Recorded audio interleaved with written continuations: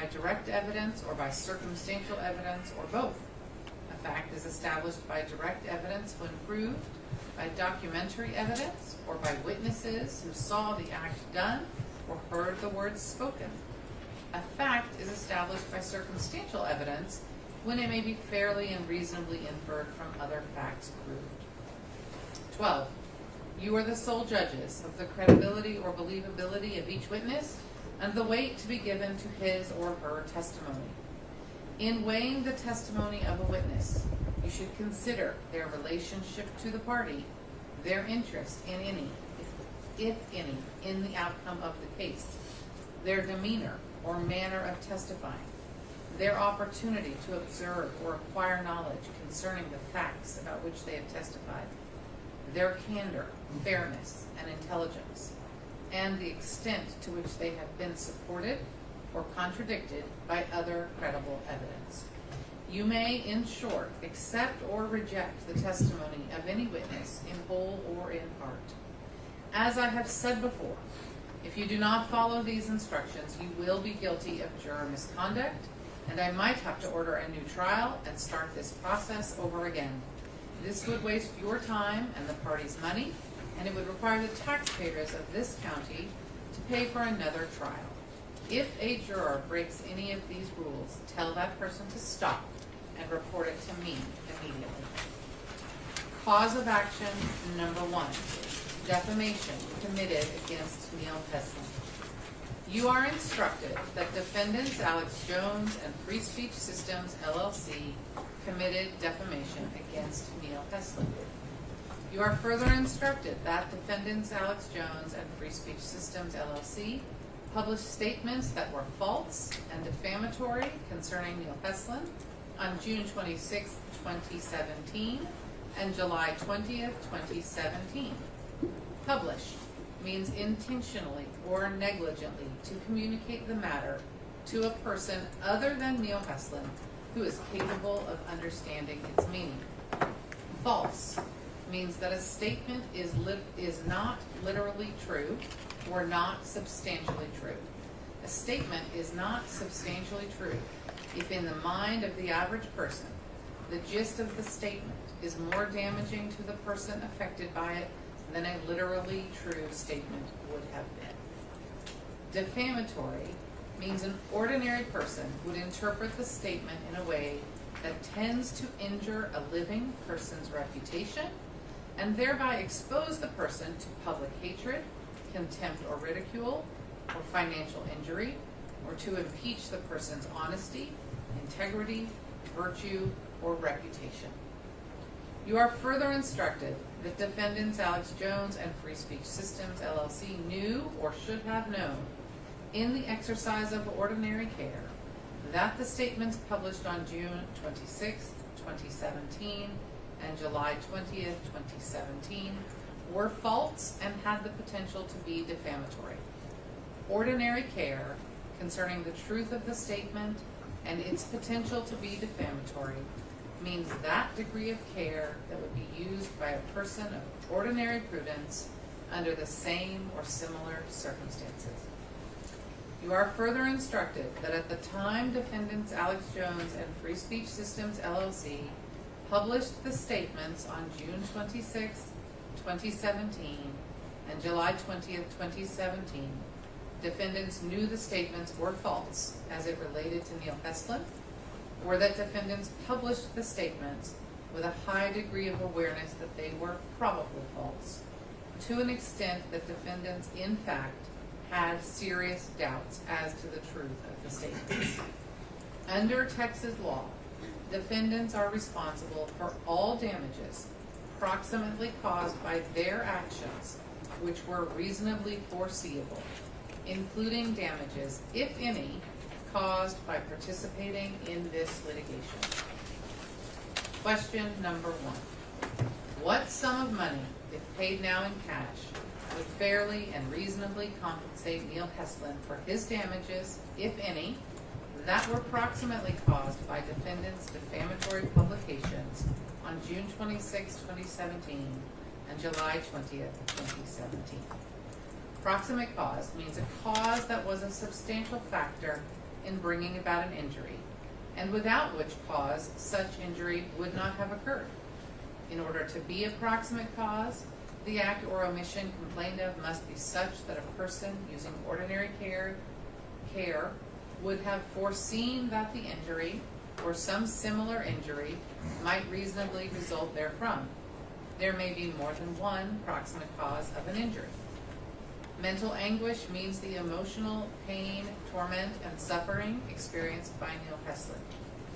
Do not include any amount for any condition existing before the defamatory publications, except to the extent, if any, that such other condition was aggravated by any injuries that resulted from the defamatory publications. Consider the elements of damages listed below and none other. Consider each element separately. Do not award any sum of money on any element if you have otherwise, under some other element, awarded a sum of money for the same loss. That is, do not compensate twice for the same loss, if any. Do not include interest on any amount of damages you find. Answer separately in dollars and cents for the damages listed below, if any. A. Injury to reputation that Neil Heslin sustained in the past. Answer, and there's a spot for an answer. Injury to reputation that in reasonable probability Neil Heslin will sustain in the future. That was B, and there's an answer. C, mental anguish that Neil Heslin sustained in the past. Answer, D, mental anguish that in reasonable probability Neil Heslin will sustain in the future. Answer.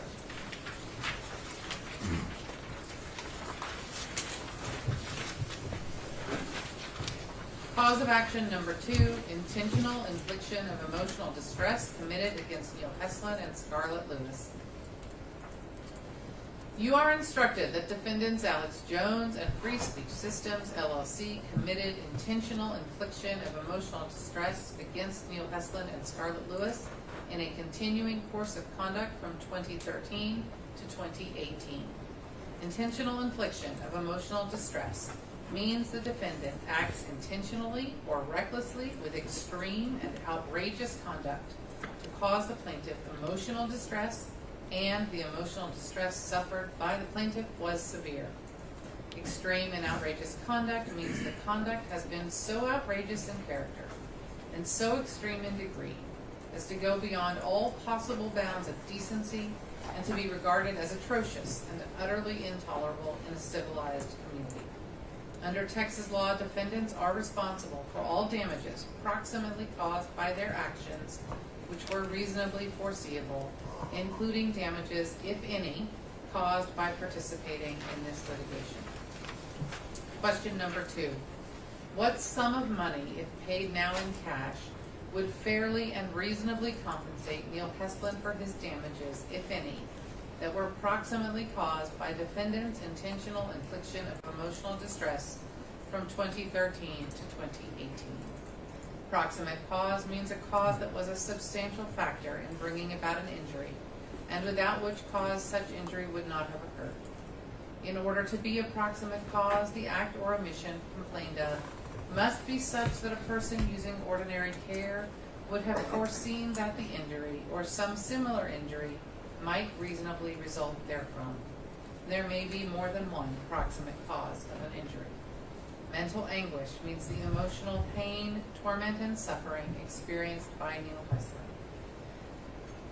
Do not include any amount for any condition existing before the extreme and outrageous conduct, except to the extent, if any, that such other condition was aggravated by any injuries that resulted from the extreme and outrageous conduct.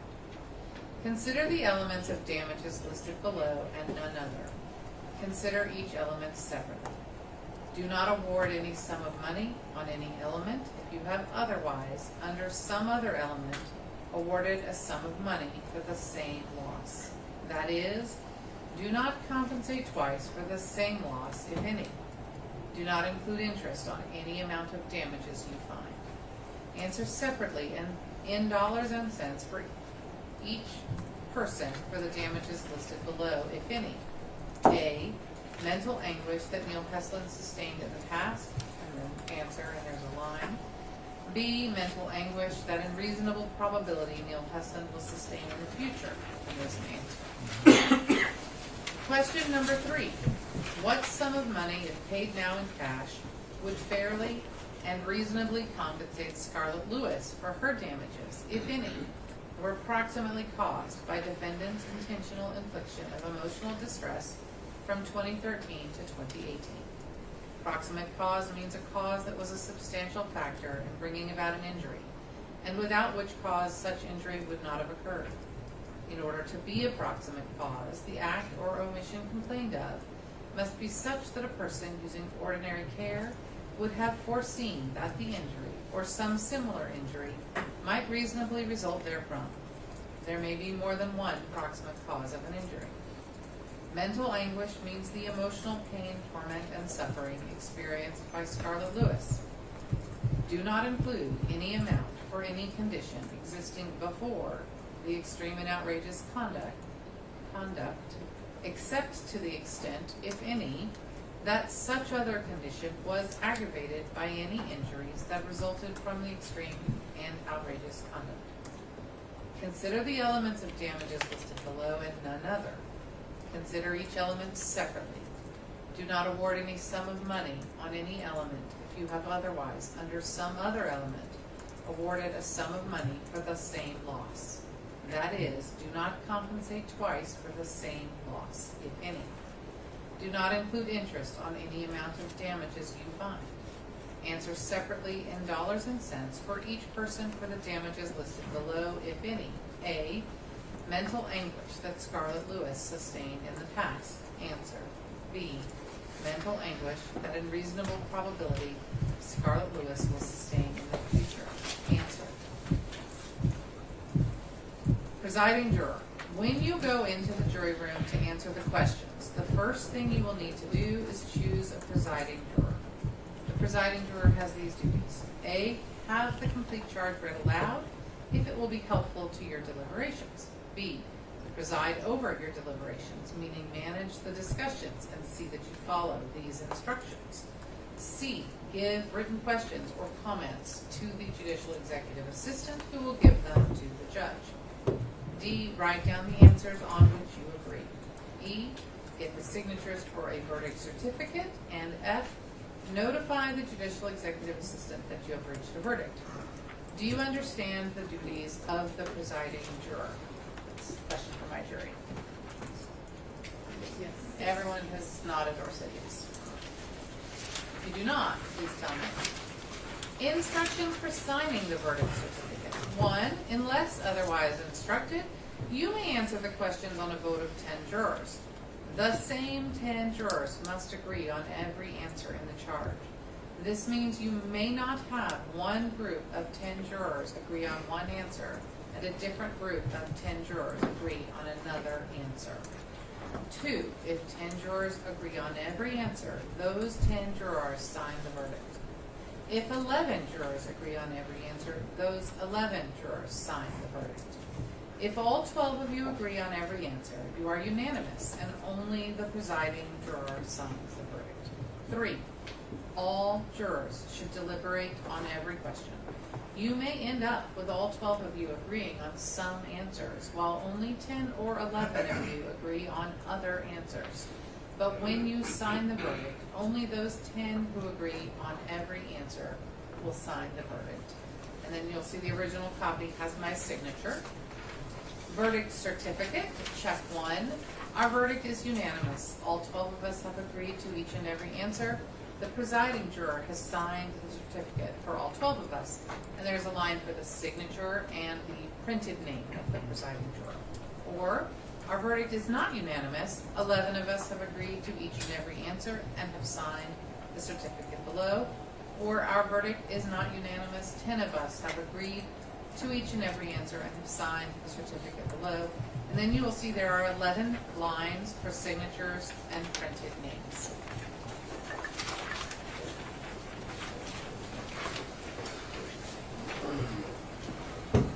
All right. At this time, we are going to hear from the attorneys, and for the plaintiff it will be Mr. Rivera. Is that right? Yes, Your Honor. All right. Thank you. Please report. Yes. truth lives at InfoWars. That was at the very end of the video that the defendants played today with Mr. Jones on the stand. And that was the video that supposedly the idea was, this is Alex Jones telling the world, finally, once and for all, I think Sandy Hook was real. Believe me, I think it was real. But what you notice when you're looking at that video is he goes to a screen and he points out FBI reports, no deaths at Sandy Hook. He goes down and he says, no EMS allowed in the building. He said the police ate lunch inside. Lie, lie, lie. None of that's true. His effort to tell the world he believes Sandy Hook was real was filled with the exact same thing he has said for years at that point. The actual truth is, the day Sandy Hook happened, Alex Jones planted a seed of misinformation that lasted a decade, the most horrific decade of misinformation in American history. And he just watered that seed over and over until it finally bore fruit. Cruelty and money. That's what it bore. When Neil and Scarlett heard about what was going on, different times early in 2013 and 14, they had some choices to make. And the first choice was, let's try to ignore this. Let's not dignify this. This is crazy. People won't believe this. Nobody's going to believe that. This is real.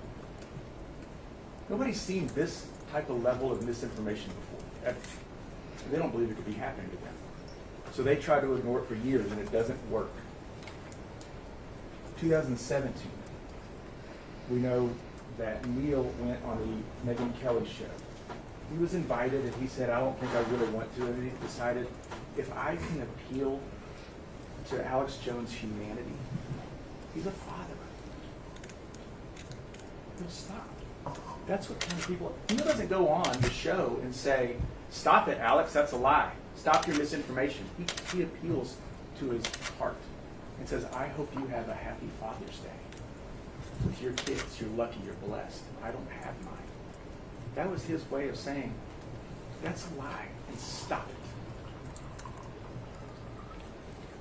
It didn't work. They asked for a retraction. Didn't work. There was never a retraction. What Scarlett and Neil didn't appreciate at the time was that money was much more powerful than truth to Alex Jones. You heard Ms. Karpova testify. There are different truths. No, there's not. There's the truth, and then there's everything else. There may be different levels of truth at InfoWars, but not in reality. We don't have different levels of truth. We have one truth. There is one truth. Jesse lived. Jesse died December 14th, 2012 at the Sandy Hook Elementary School shooting. Jesse died a hero. He saved 9 other little kids that day. Jesse's life mattered. His legacy matters. Mr. Bankston, at the beginning of the case, told you about 2 different rules we have in society. I'm going to add one. He told you can't recklessly tell lies about somebody. He told you can't recklessly tell lies about something important to someone. And here's the rule I'm going to add. If you do, you have to pay for it. And that's what we're here to do, to make sure Alex Jones and his company pays for the reckless lies that they told about these folks.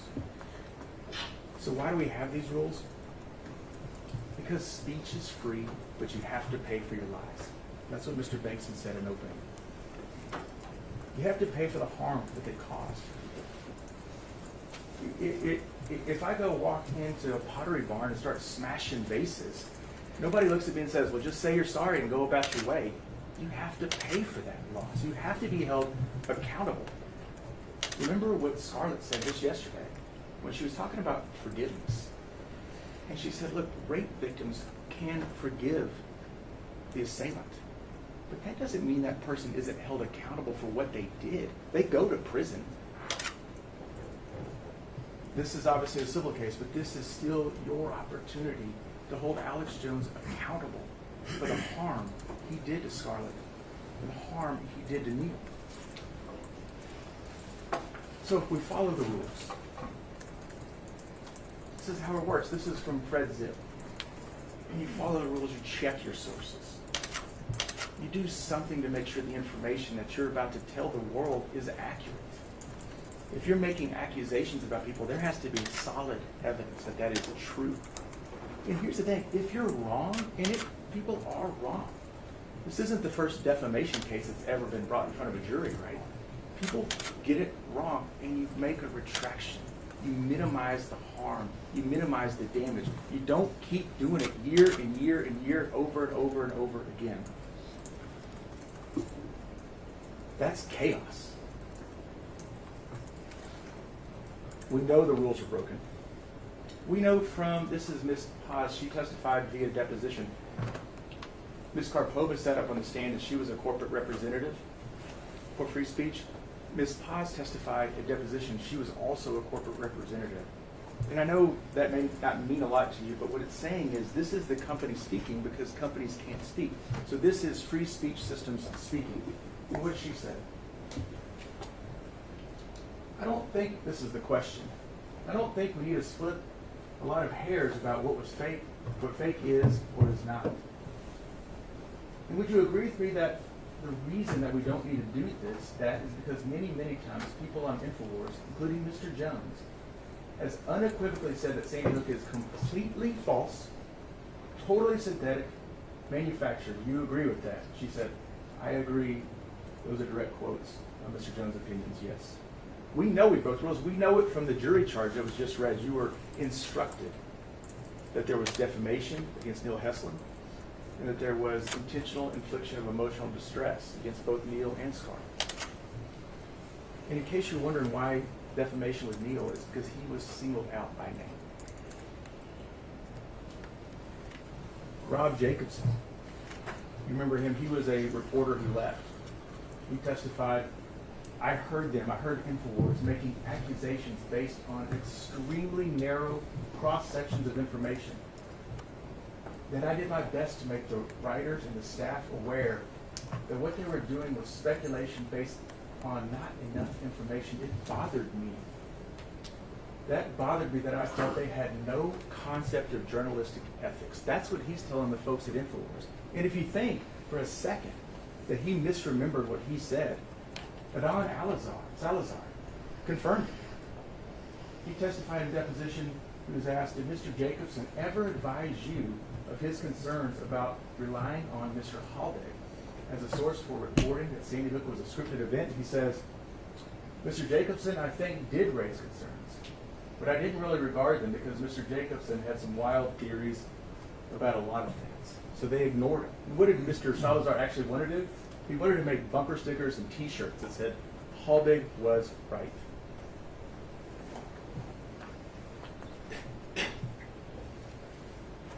The seed was planted, the misinformation was planted the day of the shooting, December 14th, 2012. Alex Jones is on air, and he's calling it a false flag already. He has no information. Nobody has any information. He criticized the media because they're trying to get information out as they get it in, and that's a criticism. He says, oh, there's this many people that were killed, and that number changes as information becomes available.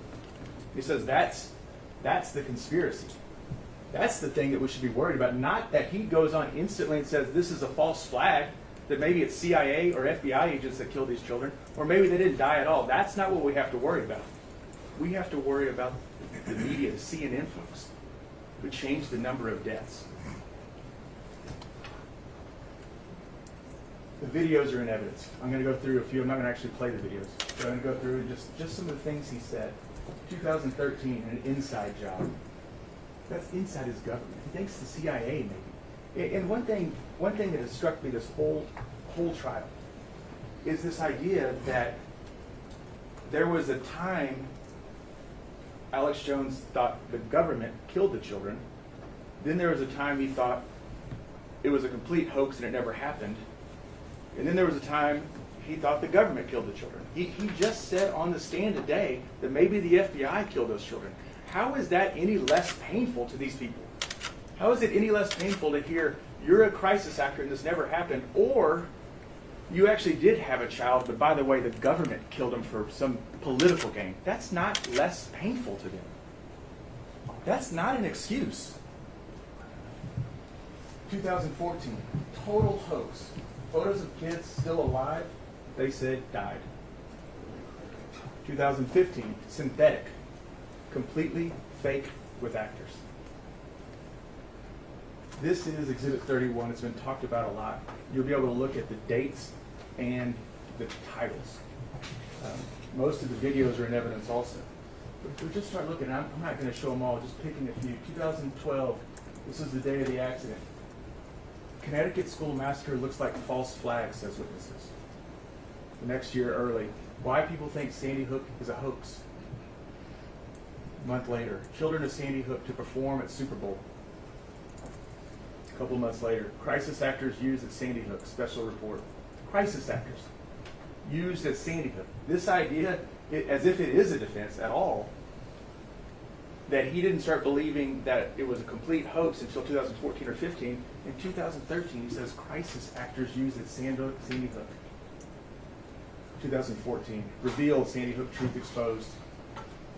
Same year, bombshell, Sandy Hook massacre was a DHS illusion, says school safety expert. We all know who that school safety expert is. It's Wolfgang Halbig.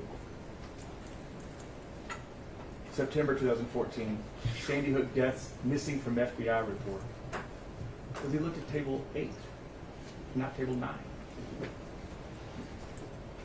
May 2015, Sandy Hook, the lies keep growing.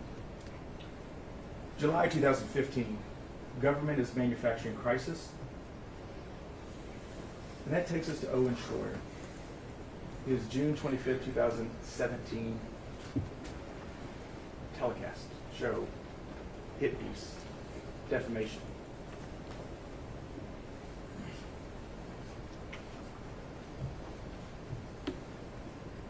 Mr. Schroyer was on the stand, and I went through a list of items that he didn't know before he ran that. Never heard of Mr. Hesslin. He didn't do anything to fact check the accuracy of his report. Nothing. You remember what he said? He said, because I remembered, I was walking back, he was there, and he said, I could have done a better job. And I turned around and I said, you could have done a job, because you did nothing to fact check that. Didn't watch the video clips. May not have actually even read the article first. Never heard of iBank Coin. Never heard of the author 0 Point Now. I'm going to stop here for a second. Because during the video that the defense played just today, Alex Jones, on that video, went to some report. And it had all these quotes that were good for him. Do you remember that? Things that he liked. And it was published by iBank Coin. And it was ran on Zero Hedge. You heard testimony. What Zero Hedge is a blog that you can post anonymous stories on. And if you remember, the story he was talking about was 0 Point Now. That was the author. So he's taking articles from a blog that anybody can publish on that are positive to him from an author named 0 Point Now. I wonder where that author works. He talks about, in this trial, talks about how Megyn Kelly was so unfair to cut the clips, how we've been so unfair when we cut clips. That's what he did. That's why we're here. This is Mr. Carver, the medical examiner. And you remember the question he asked was, what condition were the bodies in when the parents had to identify their children? And he goes on to say, well, we didn't do that. We didn't bring the children and the parents in together. He's answering the question. That's not how they identified the children. That would be a level of cruelty it's hard to even imagine. If you just brought parents in to a morgue and just had them look around until they found their child. No, they interviewed him and said, what was he wearing? I've got photographers. What do you say? The best photographers. Ones that can take pictures that aren't as horrendous as they have to be to make these identifications. And they cut it to make it sound like he never saw his kids. The Anderson Cooper interview with the McConnell family cut her answer in mid-answer when she says, I wanted to see my child, and then cut it off, and she says, but I decided not to. because I wanted to remember her as she was. She wanted to remember Grace with her long blonde hair and bows in it. The article that's shown was written by Jim Fetzer. We heard testimony about him today. He's mentally ill.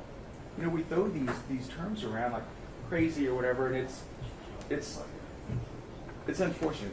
He's a mentally ill person. He's a discredited former professor from the University of Minnesota.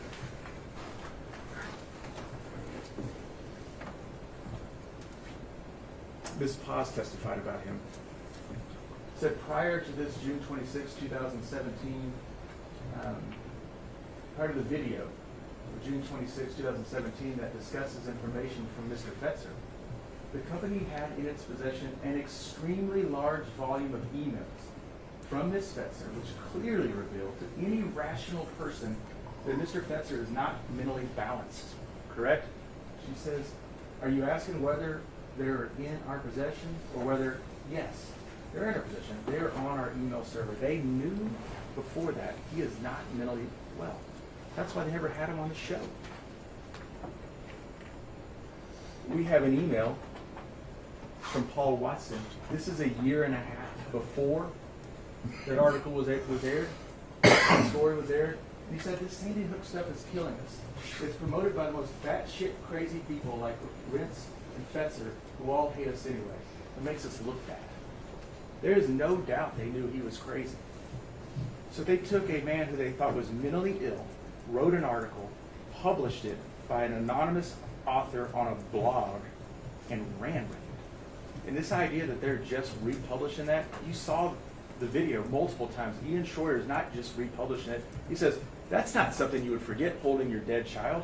And he kept calling it a claim. He claims this and he claims that, and he shows these other videos to try to prove it's wrong. And then he demands some sort of explanation from Mr. Heslin, like he owes Owen Schroyer anything in the world. Final statement on Sandy Hook. Mr. Jones again testified just today. This was my attempt. This was going to be my final statement. I didn't want anything to do with it anymore. I wanted out of it. I was getting beat up by it. I went out. I'm going to tell the world I believe Sandy Hook happened, and I believe these parents are real, and that Jesse lived. What does he say at the very end of that?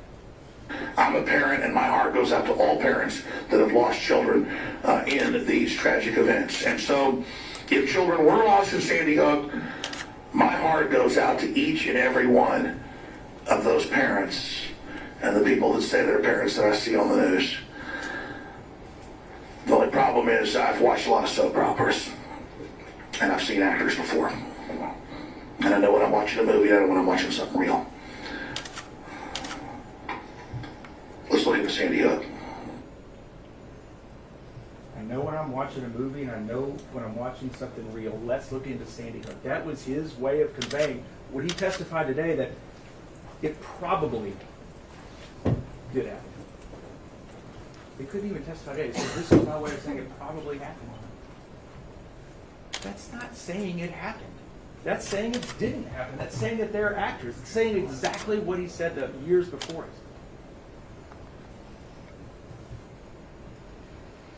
What is the impact when you break your rules?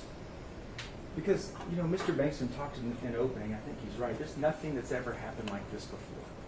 Sure, there's been defamation cases. Articles, newspapers, or magazines have been run that have something wrong. There has never been a continuous year after year campaign of defamation and intentional infliction of emotional distress on people. Ever. It's never happened. It's the first time. This is the first year to ever hear anything like this. This isn't the fender bender that Mr. Renal kept talking about in jury selection. This is a decade of lies, a decade of deceit. It destroyed people's lives. Good people, people that chose love. He's made them live their lives in fear. Fear of actually being harmed or murdered by people that follow the lies and want to do something about it. That believe the lies and the hate that come from Mr. Jones. You heard Scarlett testify. Healing and fear are mutually exclusive. She cannot heal while she's in fear. She can't heal from the loss of Jesse while she stays in fear. One of the things that I thought was powerful from Scarlett when she testified a lot, but she talked directly to Alex, and she said, Alex,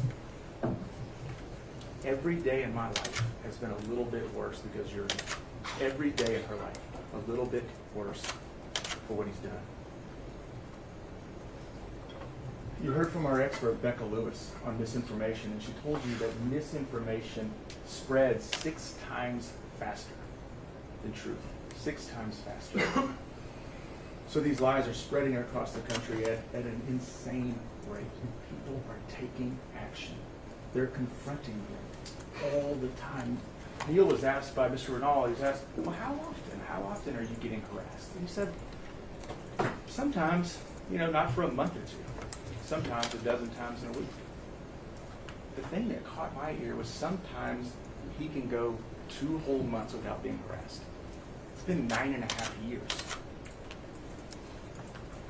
His house was shot up. His car was shot up. Somebody drove by his house, and to Neil's credit, he said, I don't want to speculate. It sounded like gunfire, but yelled InfoWars and Alex Jones, and he thought he heard gunfire.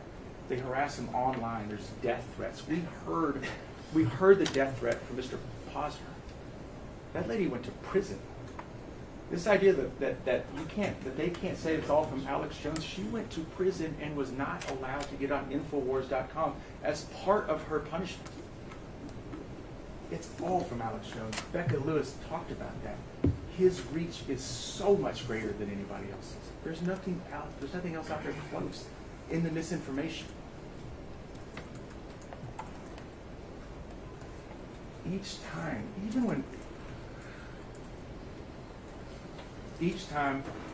they're confronted, they just reset the healing. They have to live the worst day, week, or month, that first painful part of their life again after Jesse's death, every time. And some of it's innocent. You heard Neil talking about some of it's innocent. Right? It's a friend. Man, did you hear that new crazy theory that Jesse never died, or that Jesse was killed by a CIA agent? Did you hear about that? That's not malicious, but it affects them just the same. Sure, that doesn't scare them, but it resets, and it resets that pain every single time. So they started devoting themselves to protecting Jesse's legacy. You heard Mr. Michael Crouch talk about, and we all know this, parents have to protect their kids. That's what we're here for. We protect our kids. Jesse's gone, they can't protect him. And there's some sense of guilt that they both clearly know. There's nothing they could have done. It's not their fault that Jesse was killed. But there's always a sense of guilt. So they are protecting his legacy in different ways. Neil is fighting the disinformation. He's here making sure we're going to fight. Scarlett has Choose Hope, Choose Love. It goes around the country trying to make sure these type of things don't ever happen again. What's hard for them is to know that the motive was money. It was money. If somebody makes a mistake, it may be hard, but it's easier to take. It affects you when you know someone is profiting off of your pain and off the pain, off the death of your child. Someone's making money off of that by spreading misinformation and spreading lies. That absolutely hurts. You heard Alex Jones talk about today, $70 million in revenue. He testified to that. He testified on direct in 2012. That was his goal, if you'll remember yesterday. He said, in 2012, I had a goal to get $70 million in revenue. He achieved it through lies, through misinformation, through riling up a base of conspiracy theorists that all want to go buy his prepper gear now, buy his food.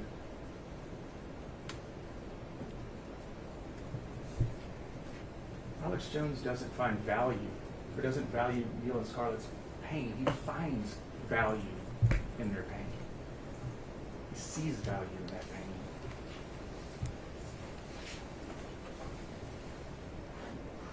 There is a complete inability to take responsibility. It's just excuses. Today, there's no ability to take responsibility. Saying I'm sorry is not taking responsibility. It's not. Being forgiven by Scarlett isn't taking responsibility. I think she had the best possible analogy when she said, you can forgive the rapist, but he still has to be held accountable. I'm sorry's don't cut it. You caused damage, you caused harm, you have to pay for what you broke. And the thing I keep noticing is every I'm sorry has a comma but, right? It's never just I'm sorry for what I did. It's I'm sorry, but that Megyn Kelly, she went out and she got me. She entrapped me. Megyn Kelly's a reporter just like Alex Jones is. I'm sorry, but I'm not responsible. Well, Ms. Paz testified to this. Okay, but you did agree that InfoWars, its coverage did impact the grieving process. You just don't think they have any responsibility for it, right? What you say, that's correct. We hurt these folks. Our coverage hurt these folks. We're just not responsible. That's this whole trial has been one excuse after another. I'm going to go through the 9 that I sort of heard. You may have heard them a little bit different, but I think this covers the gist. We're going to go talk about each one. Return a verdict of $1. That is not taking responsibility. What did Ian Schroyer say when he was asked the question, if you had it to do over again, would you do anything different? He said, yeah, I wouldn't air the piece at all. It has really negatively affected, not these folks, my life and career. This lawsuit has affected Alex Jones' well-being. I heard a lot about that today. Other people were spreading the lies. Less than 0.5% of our coverage was about Sandy Hook. They should have called Alex Jones and worked through their pain with him. Believing Wolfgang Halbig's credentials was the worst decision InfoWars ever made. Neil and Scarlett are malingerers who lied to Dr. Lubit and Michael Crouch. And Jones said he's sorry. Let's talk about each one of those. Return a verdict of $1. This is the jury charge.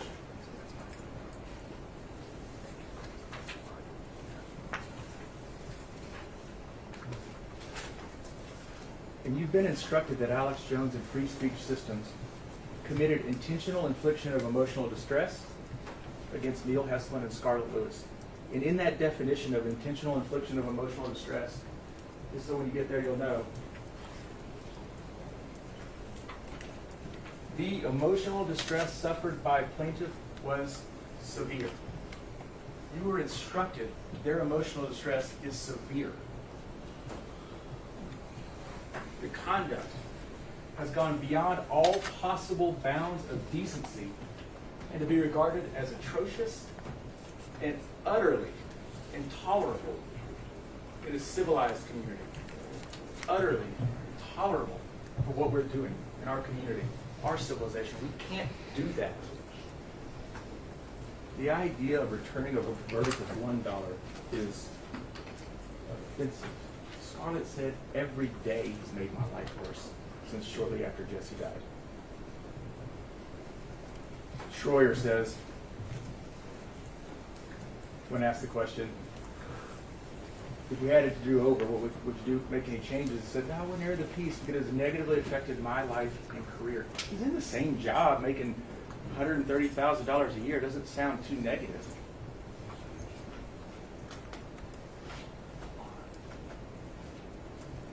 That is a level of inability to accept responsibility. It's hard to grasp. And there was a question, I want to address it. One of the questions was whether or not Alex Jones would take responsibility for the folks that work for him. And he said, graciously, he said, yes, I absolutely would. I do want to make sure that if we look at the jury charge, though, for cause of action number 1, it says, you were instructed that defendants Alex Jones and Free Speech Systems, LLC, committed defamation against Neil Heslin. It goes on to say you were further instructed that defendants Alex Jones and Free Speech Systems, LLC, published statements that were false. and defamatory concerning Neil Heslin on June 26, 2017, and July 20th, 2017. Point being, the court has already instructed you, free speech systems and Alex Jones are responsible for Owen Schroyer's defamation.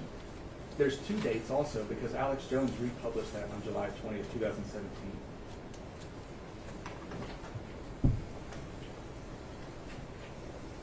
This lawsuit has affected Alex Jones' well-being. I got to say, the biggest defense I've heard is he's the victim. He caused all this pain to this family, and he's the victim. He defamed Neil Heslin, and he is the victim. Ms. Karpova testified, people think Alex Jones killed those children. No, they don't. Nobody thinks that, Alex. Nobody does. You killed their ability to get over the loss of their children. You didn't kill their children.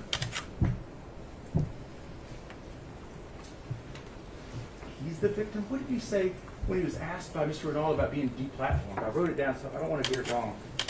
He said, now people can say whatever they want about you, and everyone else can attack you, and you can't fight back. That's what he said about being deplatformed. That sounds exactly like what he did to these folks, right? Exactly what he did to them.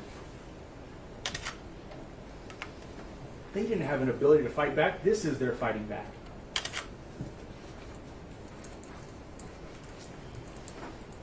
They told you Alex Jones wasn't the only one spreading these lies. There's other people. What did Detective Jewis say? Remember, he talked about how he's still the lead detective because their role really became support the families at all costs. There was a trooper assigned to every family for a year. And he was asked, have you heard of these other people? He said, no, I've only heard of Alex Jones and Wolfgang Halbeck. That's the only 2. Owen Schroyer testified, saying, Alex Jones and Wolfgang Halbeck who was spreading this information. And what did Wolfgang Halbeck say? He said, without InfoWars, nobody would hear the truth. Wolfgang Halbeck had no ability to get his message out. His web of lies that he came up with, and his 16 questions or whatever it was, the only way to get that out was through InfoWars and Alex Jones. He didn't have a TV show or radio broadcast or a website with any real traffic on it at all. Nothing. It's all through Alex Jones and InfoWars. Becca Lewis testified, and she said, she was asked the question, more likely than not, for all these people getting this misinformation, the 24% of Americans that think Sandy Hook was either faked or in some way have questions about its validity, all these people, where did they get their information? And she said, in academics, we don't do a lot of absolutes. We just don't. This is one I can. It absolutely came from Alex Jones, and it absolutely came from InfoWars.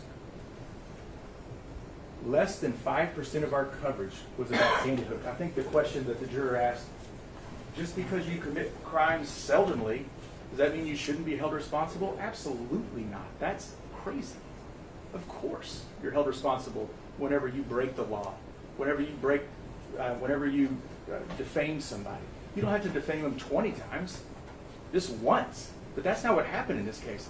Again, 27 hours of agreed upon coverage of Sandy Hook by InfoWars. 27 hours. All right. I object. This is exactly the evidence that I've been trying to get in and that you excluded. I don't know what Your objection's overruled. That's unprecedented. Like I said earlier, most defamation cases, one article that ran.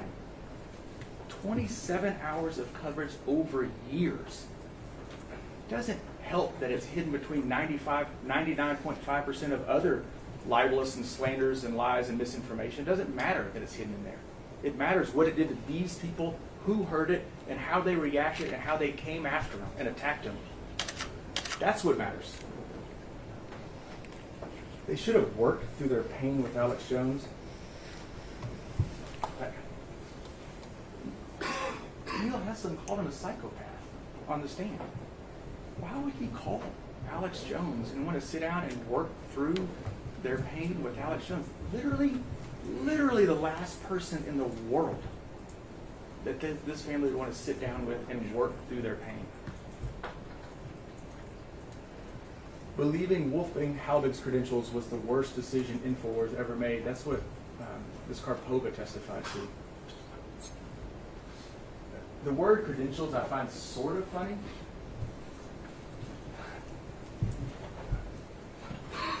I don't know how you have credentials that allow you to say children were kidnapped by a satanic cult and put on the Super Bowl stage to sing to us and then taken off. There's no credentials for that. We don't have like a apprenticeship program for that. But they knew. The thing is, they knew that he was not mentally well. Ms. Paz testifies to it. But you can agree that there are plenty of emails he sent in 2014 that the company did in fact read and thanked him for. She says yes. That are crazy. She says, yeah, that happened in 2014. Adam Salazar says the same. Well, actually, what Adam Salazar, remember, he put a lot of articles up with Wolfgang. And he said, beyond listening to the interview and visiting the website you described, you did nothing. Further check Mr. Halbig's credentials and credibility, correct? He says, yeah, that's correct. This is Exhibit 51. It was in a deposition with Mr. Salazar, and it's an email exchange. I'm not going to go through it all. From 2014, in March. And it goes through all these reasons that Wolfgang is not credible. This idea that he was an expert in Columbine, not true. This idea that he's some sort of foremost school safety expert, not true. He just made all that up and people believed him. Nobody fact-checked any of that. This is the picture, the Super Bowl picture, where the kids at Sandy Hook in February of 2013 went and sang at the Super Bowl. She says, this is Jesse Lewis' fake name. He sends that to InfoWars, March of 2015. And Nico at InfoWars responds, got the Super Bowl pick, thank you for sending. This should have been a pretty good sign. We really shouldn't have him on the show. I don't think he's quite right. I don't think he's mentally stable. We should stop basing our weird conspiracy theory that Sandy Hook didn't happen from this guy, because he's really the source. He's the number one guy.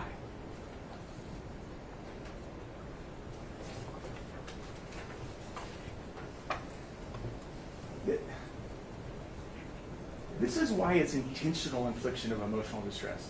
This is intentional. When you start getting all the warning signs and you keep going after people, it becomes intentional. It's not a mistake. It's not negligent anymore. It's intentional.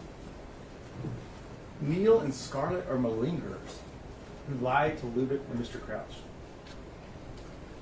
So you sort of have to think about how that would work, because Mr. Crouch said the first notes about some sort of profiteering and conspiracy theories appears in 2013. So Neil has to think to himself, I think in 3 years there's going to be this election between Hillary Clinton and Donald Trump, and I think Hillary's probably going to run some hit pieces on Donald Trump, linking him to Alex Jones and his conspiracy theory. So if I want to take Alex Jones down in 2022, I need to start right now complaining about it. That's how you have to get there. Conspiracy theory.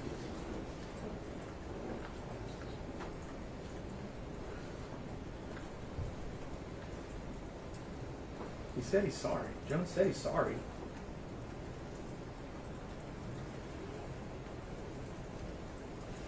Remember what Mr. Badandi said? He said, just Operation Cover Your Ass. I mean, like if you're going to report something, make sure you got documented facts so we don't get sued. That was a big thing, you know what I mean? He said, and that was the term that they actually used, Operation Cover Your Ass? He said, yeah, it was Rob Dew's term. Just make sure. Does anybody not think that those apologies are part of Operation Cover Your Ass? You realize the heat was coming. Lawsuits were getting threatened. You went to Operation Cover Your Ass.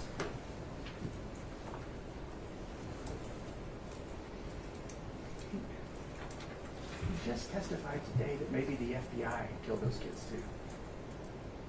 He was about halfway out when Mr. Bankson objected and said, what are we talking about anymore? And he says he's learned. He said he learned his lesson. I think Mr. Schroyer said, "Well, I think we've really learned our lesson." What did Mr. Bateson ask? Every single mass death, mass event since then, staged hoax, staged hoax, staged hoax. It's not learning your lesson. It's doing the same thing over and over and over again. So what is your role? A couple things before we get to the actual role. You remember Christopher Daniels, he was asked, do you believe that calling somebody a crisis actor would be a horrible claim, right? He said, if it's false. Question, so falsely saying that someone is a crisis actor would be a horrible claim. He says, well, it depends on the context. I mean, you don't want to be called something that you're not, you know? Adon Salazar, did it occur to you how families who have lost loved ones at Sandy Hook would react to an allegation that, in fact, their children were murdered in an event that was scripted and planned over 2.5 years? Did that occur to you? No, I didn't think about that. So what is your role? We see things on the news all the time. We say, man, somebody should do something about that. That's not right. We should do something about that. That's your role. You get to do something about that. Right now, right today. Do something about the harm that was caused to these folks. And object to this punitive damages argument in this phase. Overruled. Your job is to determine the right amount. What is just and fair compensation for the harm that was caused to Neil and to Scarlett? And if you remember back in jury selection, there was a question that was asked, is there anybody here that just cannot give over $100 million regardless of what the evidence showed? And a bunch of people raised their hands and they were talked to. None of those people were on the jury. And there was a question, is there anybody here that can't give middle language damages? And a bunch of people raised their hand. Nobody here is on that jury, is on this jury. This jury is comprised of people that are willing and capable to give a large verdict if the evidence shows it. And the evidence absolutely shows it in this case. So what does it cost Alex Jones and his company to steal the last memory Neil Heslin had of Jesse? To steal it from him in the pursuit of selling more products? What does it cost Alex Jones and his company to spread lies and rile up a base and spread lies so vile that people actually came and accosted him and harassed him and sent them death threats and sent death threats to other people, shoot at his house? What does it cost to do that, all in the goal of selling more pills? What does it cost to destroy reputations, not just in Sandy Hook or Newtown, not just Connecticut, not even just the United States, the entire world, to destroy people's reputations in the entire world, all in the pursuit of selling more prepper gear? What does it cost when a mom can't even turn on her air conditioning at night in the summer for fear that she'll miss the sound of an intruder coming in, just to sell more gear, to make more money, to hit that $70 million revenue goal in 2012? What is it going to take to make sure Alex Jones and his companies pay for what they broke?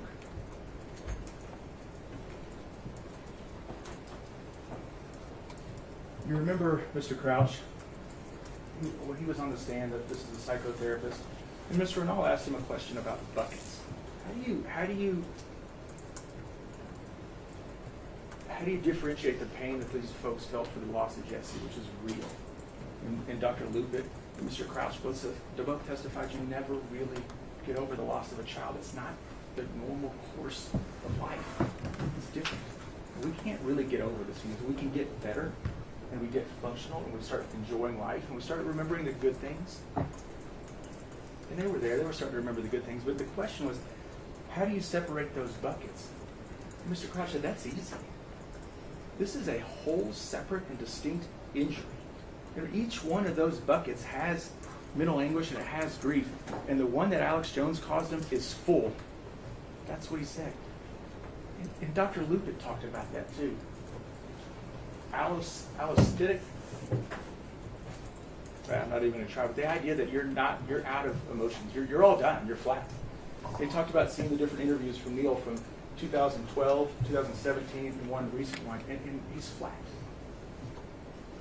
He's all out of emotion. The fear, the anxiety, the drive to keep Jesse alive, to keep his legacy, to not have it tarnished as some sort of false actor or fake, or that he didn't exist, has taken it all out of him. They're still protecting Jesse. That's what Mr. Krause said. That's their job. He said that this verdict will tell the world that Jesse lived, that he was real, that he mattered, and that the lies are just that, they're lies.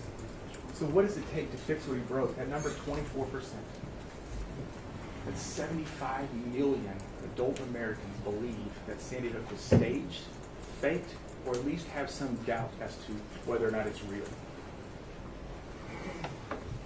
$1 a person that believes that lie. I said 75, 150 million, I'm sorry.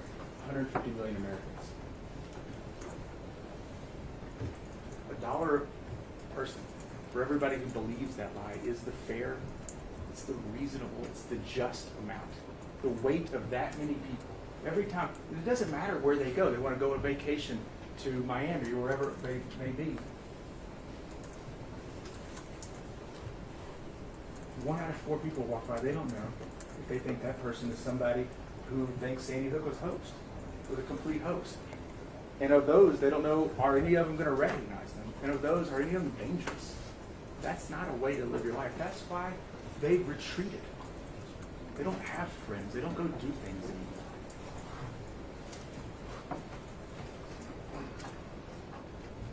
I could have stood up here and said what Ms. Lewis talked about. She said the InfoWars site had 3 billion hits from, I think it was 2012 to 2019, 3 billion hits. Not 3 billion different users. That's not what she said. She said 3 billion hits. You can't tell how many different users. You can only tell number of hits. Could have said $1 per person who clicked on that website would be fair. But it's 75 million for Neil, and 75 million for Scarlett, for what they've had to endure.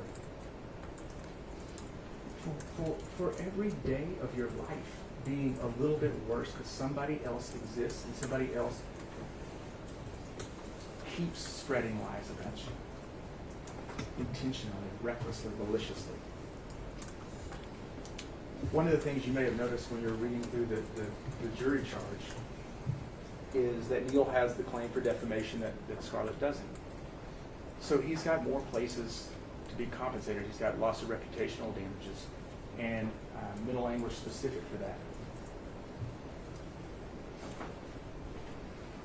I think he put $75 million total for each one. So for Neil, that's $12,500,000 for each one of those spots. Scarlett only has 2 lines, so hers is $37,500,000. The impact of what they've done has lasted and continues to last. It's 9.5 years, and it's going to keep going. It's not stopping. Even if Alex Jones stops talking about it right now, it's out there. Those people are still going to harass them. That damage is done. It has taken years to get to this point, to get in front of you, for Neil to be able to tell his story and Scarlett to be able to tell her story. Years of fight. When you go back there, I implore you, it's a hard process. Stick with it. Don't compromise. The truth matters. It's too important. Don't compromise the truth. Neil told you on the stand that Alex started this fight, that he intends to end it. Your verdict ends that fight. End this nightmare for them. Thank you, Mr. Farah.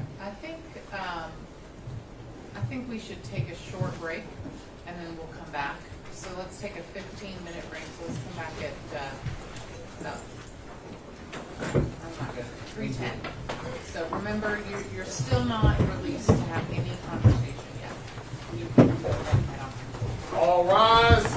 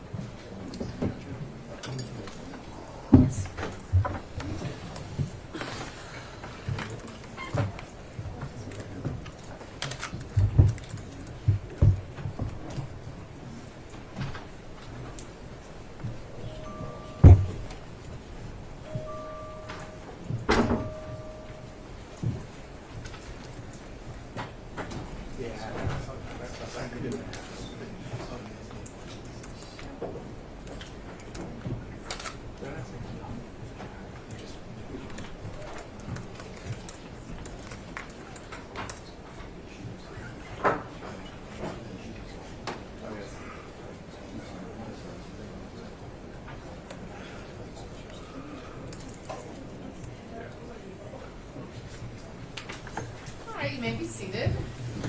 Mr. Reynolds, whenever you're ready.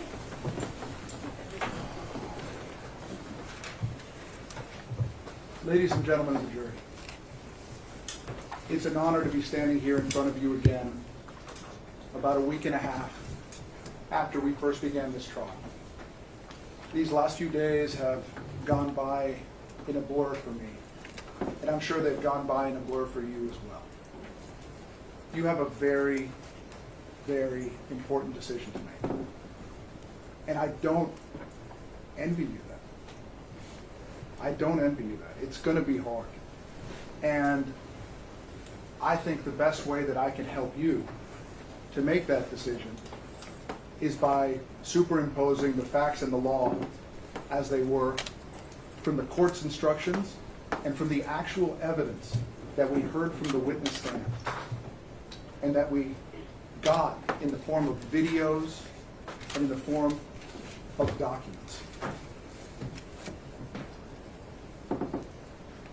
We are here to discuss actual damages. I'd like you all to remember, before this trial started, the court told you, instructed you, that there are two phases. This is phase one.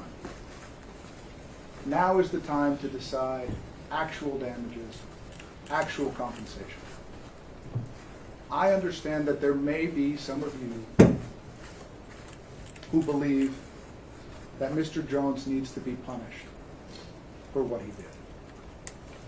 And you're going to have the opportunity to send that message. But you haven't heard all the evidence yet so that you can send it. You're going to hear more and you're going to retire to deliberate again. And I'm going to have the opportunity to address you again. And there's so much I heard during Mr. Farah's argument that is all about punishment. I'm going to talk to you guys about punishment when the time comes. But today, right now, I want to talk to you about actual damages. And actual damages require actual evidence. Not what you wish the evidence was or you hope the evidence had been. Now's the time when you can actually hold us to our word. I said during our opening statement, a lawyer's opening statement is not like a politician's speech. You get to hold us to our burden. Hold them to their burden. They brought this case. They need to prove it.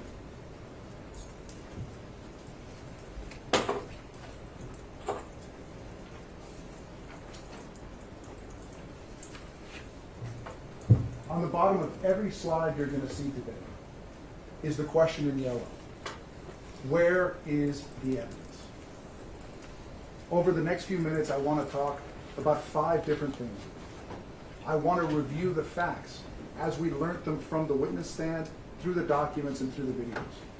I want to review with you some of the key instructions that the court has already given you and that will guide you in your deliberations.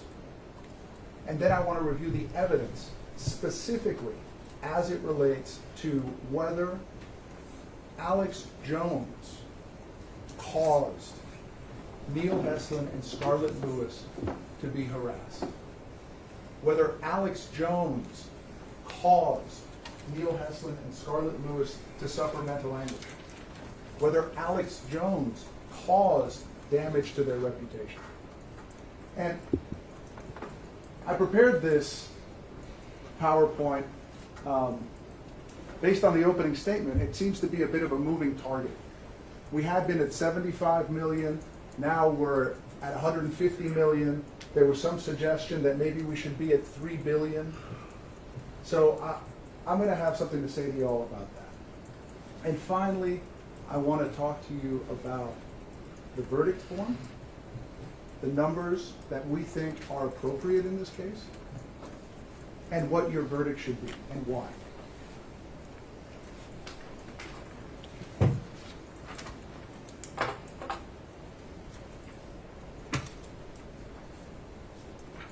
Let's talk about the facts. What is it that are the facts beyond change? What are the things that we can all agree have been proven through the evidence? We can all agree that on December 14th, 2012, Adam Lanza shot his way into an elementary school in Sandy Hook, Connecticut, and murdered 20 children and 6 educators. We can all agree that that very day, 2 groups of people became intensely interested in what had happened. On the one hand, you had politicians and the mainstream media. They descended on Sandy Hook like vultures, trying to get a story and trying to push a message. I talked to Mr. Heslin about that, about whether death and murder should be private events. It's sad that we live in a country like that. But we do. And that is the price we pay in some ways for transparency. They came and they reported irresponsibly. And a lot of the things that they reported turned out to be incorrect. And a lot of the things that they reported fed into a conspiracy narrative that was driven by people who were known as the truthers. People who'd been active since the Kennedy assassination, who'd gotten online after September 11th, who included people like Wolfgang Halbig, Steve Pieczenik, James Fetzer, Dr. James Tracy, and hundreds or thousands of others that organized around Facebook and YouTube and other areas. Detective Jewis testified about that. Where was Alex Jones when that happened? He was 1,500 miles away in Austin, Texas, and he was just as shocked as everyone else. I have endeavored every chance I could to play for you unedited, complete video. You all watched Alex on the first day. You watched that 51 minutes and you heard. I don't need to tell you. I don't need to remind you. You watched it. It's in evidence. I don't need to reframe it. I don't need to turn it into a video clip. It is there. So what do we know? We know that there was intense public interest and public scrutiny. We know that Alex has a talk show where he invites guests where he takes callers. And we know that he reported on what had happened at Sandy Hook. And Alex doesn't trust the government. He doesn't trust the official narrative. You know, we heard during closing argument that Alex had said from the witness stand that the FBI killed the children. I mean, y'all were here. He said that the New York Times had reported that an FBI agent interviewed Adam Lanza 4 years before the murders.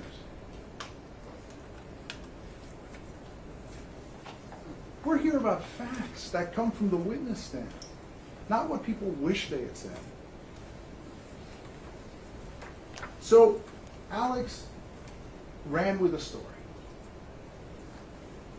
and he made a mistake.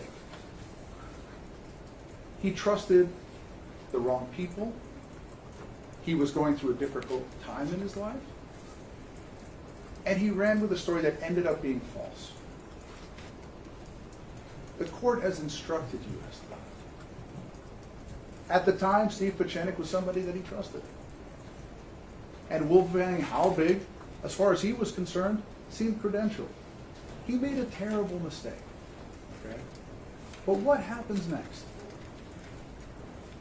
That mistake was weaponized by the same political forces that had descended upon Sandy Hook.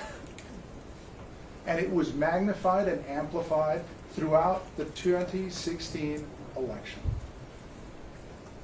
I mean, we talk about, it's sad, we talk about people feeding off these children. I mean, politicians, the news media, right? I mean, it's happening everywhere. And so it becomes this election issue, and that magnifies it. And let's get one thing straight, that both Mr. Heslin and Ms. Lewis testified, and is corroborated by Dr. Crouch's patient notes, which are contemporaneous. Before 2018, neither Scarlett Lewis nor Neil Heslin had ever watched a single Alex Jones broadcast. They hadn't. So Megyn Kelly is running her hit piece. And we didn't get from the evidence why Neil reached out to her or how that process worked. It's just a gap in the evidence. Because you all need to base your verdict on the evidence. So I don't know. Perhaps it's fair to infer that because of the campaign coverage that had been given to the Sandy Hook event, he felt he needed to reach out. The point is, after that, Alex finds out what's going to happen, and he tries to intervene. He goes on his show, he accuses the mainstream media of perverting what he's saying, what he no longer believes. He reaches out to Neil Heslin, well, to all the Sandy Hook families, right? He never mentions Neil by name. And guess what? Nobody listens. Why doesn't anybody listen? Because Alex's platform isn't that big. He's not Hillary Clinton. He's not Megyn Kelly. When he goes on, not that many people listen. I mean, don't get me wrong. I'm not trying to minimize his platform. He has a platform, but it's not the kind of national platform that they're talking about. And that came through in the evidence. He's got now 80 employees. At the time, he's, 50 employees. And this is not the New York Times. This isn't CNN. This is a talk show in Austin, Texas.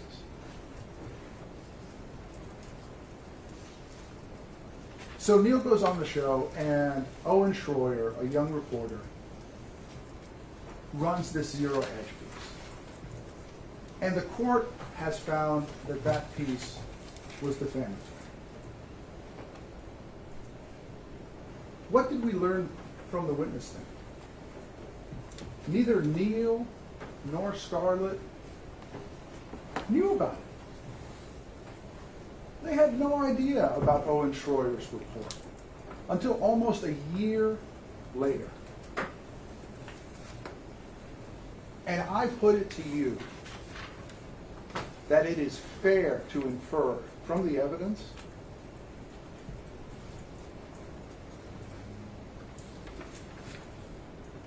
that someone, something, weaponized Neil and Scarlett's grief and convinced them that Alex Jones was responsible. I asked them both on the stand, did you review the videos? No. And I'm not saying that they should, right?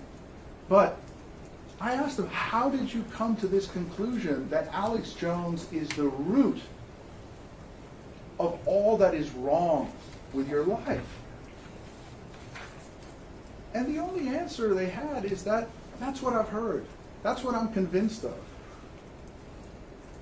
You all sitting here have the chance to actually examine that. And that's what actual damages are about, right? It's about examining whether Alex's actions and his words actually caused harm.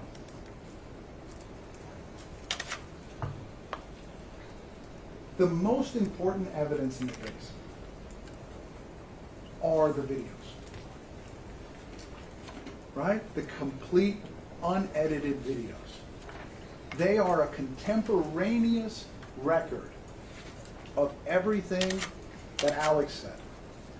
The plaintiffs have excellent lawyers, and they've spared no expense. They chose the case that they wanted to put on. And the case that they wanted to put on did not have 27 hours of video.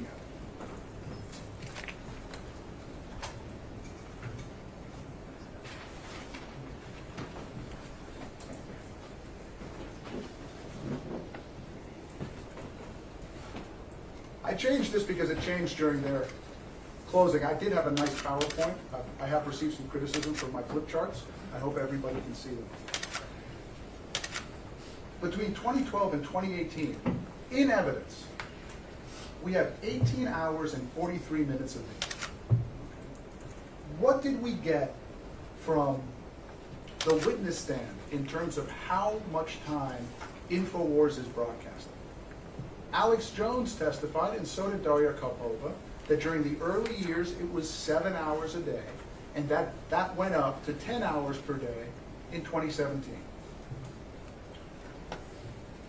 If you take 18 hours and 43 minutes and you divide it by the amount of time, 11,947 hours that they were on the air, that gives you 0.16%.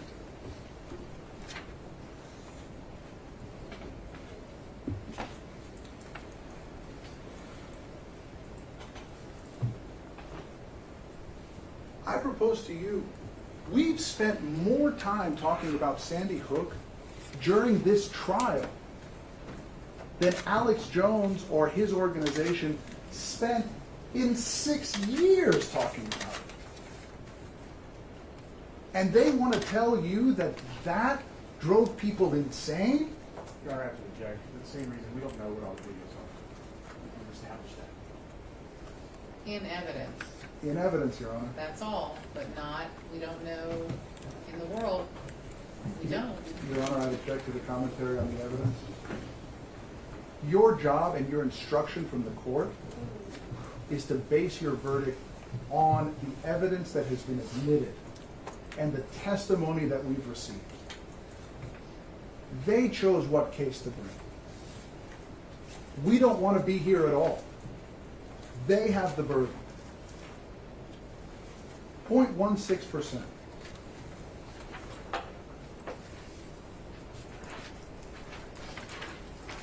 And not only that, as we know,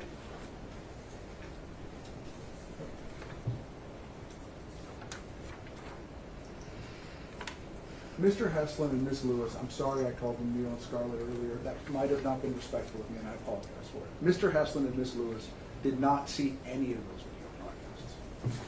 They both testified to it. Let's talk about the law. In your jury instructions, there are several pieces that I would like to bring particular attention to. The first,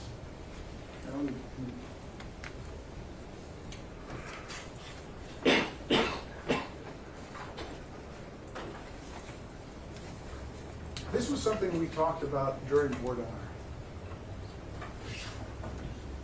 Do not let bias, prejudice, or sympathy play any part in your decision. I put it to you that most of the presentation we've had thus far has been about bias and prejudice and sympathy. We entered this courtroom already having lost. That's why we're here just about damages. Yet that is what we hear the least about in this courtroom. Why is that? Because Mr. Heslin and Ms. Lewis are tremendously sympathetic people. They are. My heart goes out to them for their loss. They are tremendously sympathetic. But that has no role in the dispassionate oath you took to decide this case based on the facts. Similarly, thinking that Alex isn't a good person or hasn't done the right thing, if some of you all think that, should play no role in deciding whether there have been actual damages and to what extent, and whether they have been proven.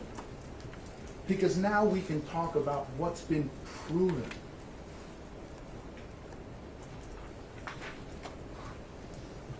It's on the second page of your jury instructions.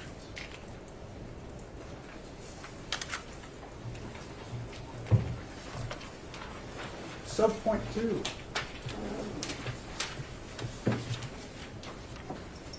Base your answers only on the evidence admitted in court and on the law in these instructions.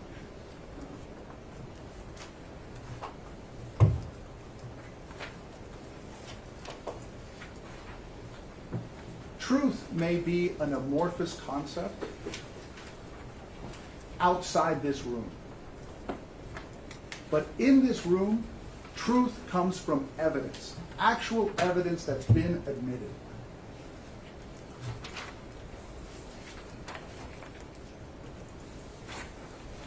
This is a long one. Proximate cause. You'll see it on every one, starting on page 5, each one of the questions. The second full paragraph is proximate cause. And I'll give you a moment to read it for yourself before I continue.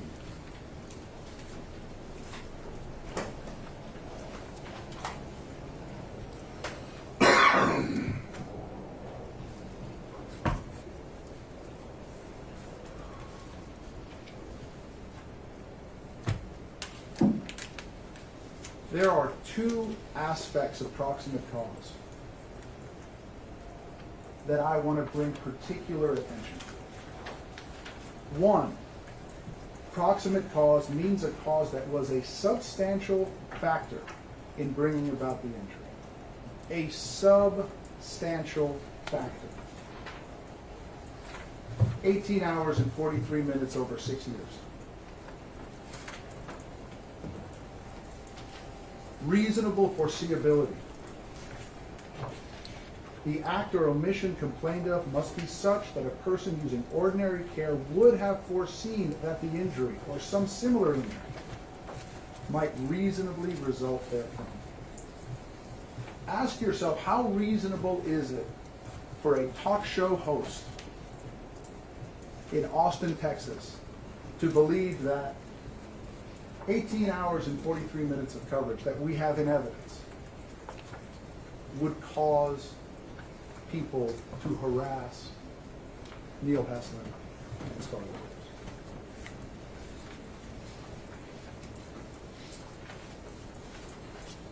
Pre-existing condition. We all know what that is. It's the horrific death of their child.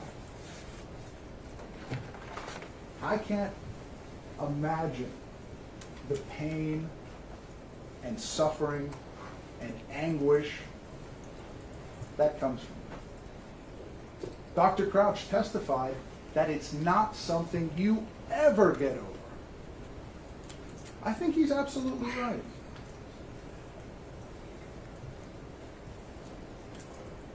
So ask yourselves, take that, when you go back to deliberate, think about that. Think about proximate cause.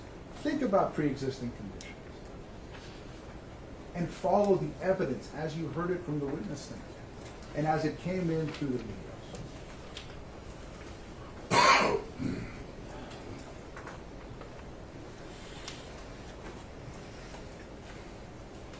Let's talk about the evidence.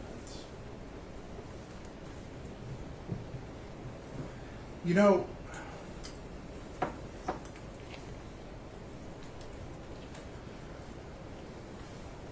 this can be a stressful profession.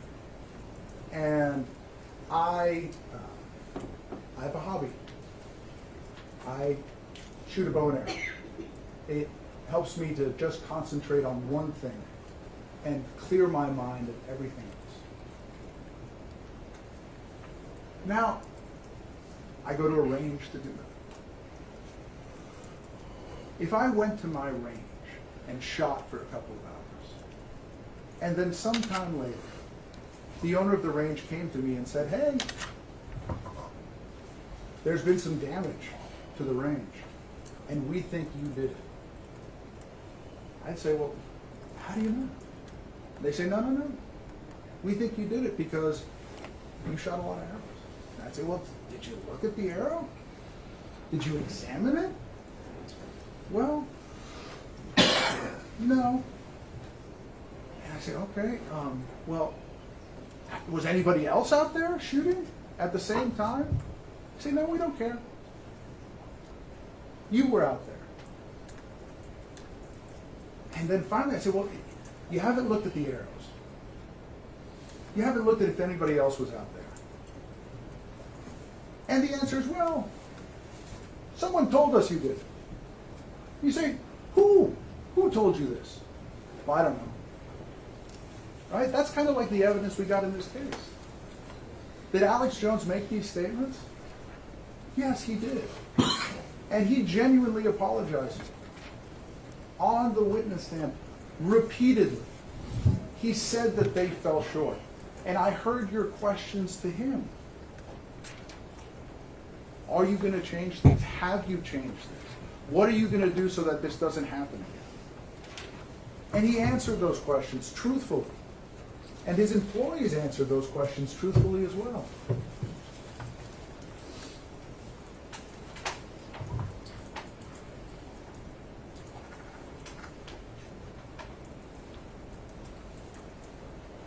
Corroboration. I spent a lot of time with Dr. Lubit talking about corroboration. Hey, Dr. Lubit, you're saying all these things. Did you take any steps to corroborate them? Did you interview the neighbors? Did you ask for a police report? Did you do anything at all to substantiate that these things had happened? No. And one of you asked him, if I remember correctly, one of you asked him, hey, Dr. Lubit, I mean, words to this effect, hey, Dr. Lubit, if media organizations should substantiate their sources, why shouldn't forensic psychiatrists? And he just said, well, that's different. That's different. If the lawyers don't prove it, then you can throw out my entire opinion. Well, where's the evidence? Where's the evidence? Again, look to Dr.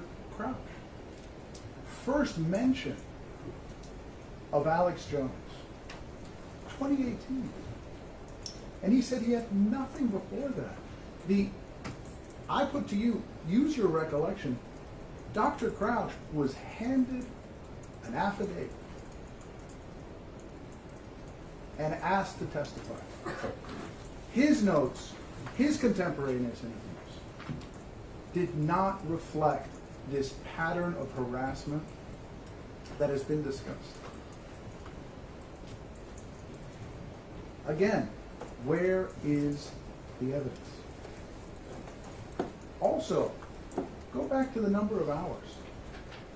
You'll have the exhibit. Look at how many broadcasts were made in 2012, in 2013.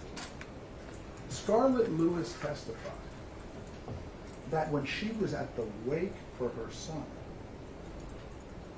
she heard somebody talking about a conspiracy. You know that Alex Jones wasn't saying that the children hadn't died.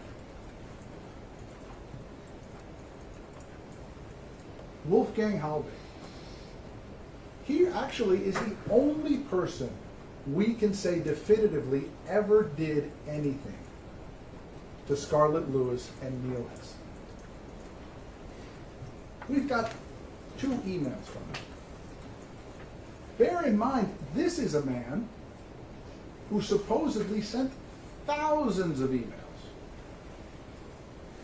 Where are they? Where are the recordings? We heard testimony that Scarlett Lewis has a sophisticated home security system. That's all we heard about. We didn't get any records. We didn't get any video. This case has been pending since 2018. If there were the kind of pattern of harassment that we're talking about, where's the evidence?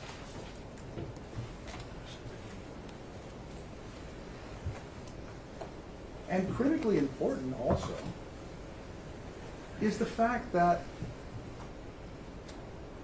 the evidence shows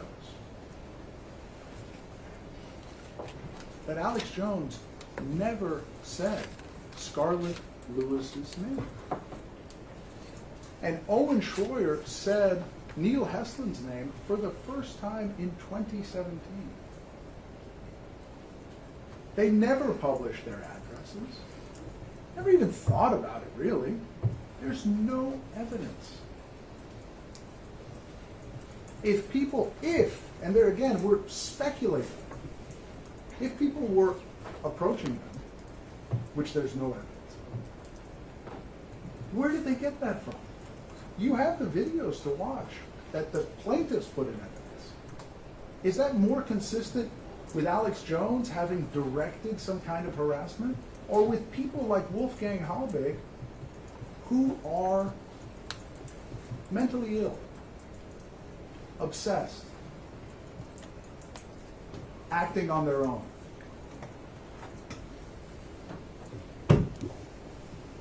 Unfortunately, in a free society, there is risk associated with choice. We live in a community where some people just are unbalanced and are going to take action on their own. Is that reasonably foreseeable to every broadcaster? Most importantly, there was no call to action. Look through the videos. None.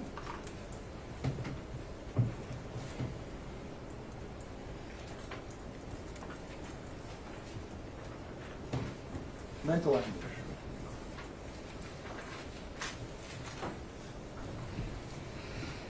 This is where a pre-existing condition comes in, and where you can also ask yourselves, who is responsible for the mental anguish? Is it Alex Jones, or is it someone else?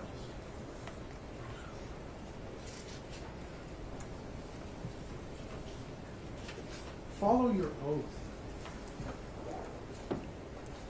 it's not going to be popular. But zero evidence equals minimal damages. It's just like that auto accident we talked about during voir dire. You have the auto accident, somebody gets hurt. We talked about this.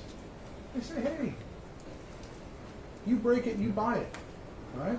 If you lie about somebody and you hurt them, then you pay for it. How do you know? Show me the receipts. Show me the lost wages. Show me the healthcare costs. Show me the costs associated with therapy. Who asked those questions in this court? I did. That is evidence for you. And it came from our side. Because we're interested in truth. Not in edited video clips and supposition. Remember, you will have an opportunity to decide punitive damages. We are here about actual damages. And you all are smart people. You wouldn't be on this jury if you weren't smart people. We want smart people. We want people who are going to be diligent. People who are going to look at the evidence, who are going to follow their oath to decide the case on the facts.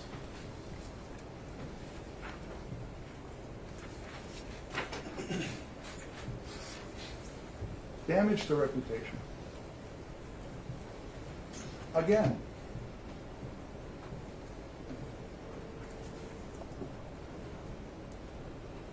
where's the lost job opportunity? Where's the credit line that wasn't extended? Where's the social organization that was denied him membership? We had no evidence to corroborate that anyone thinks less of Neil Heston in his community. Zero evidence equals minimal damage.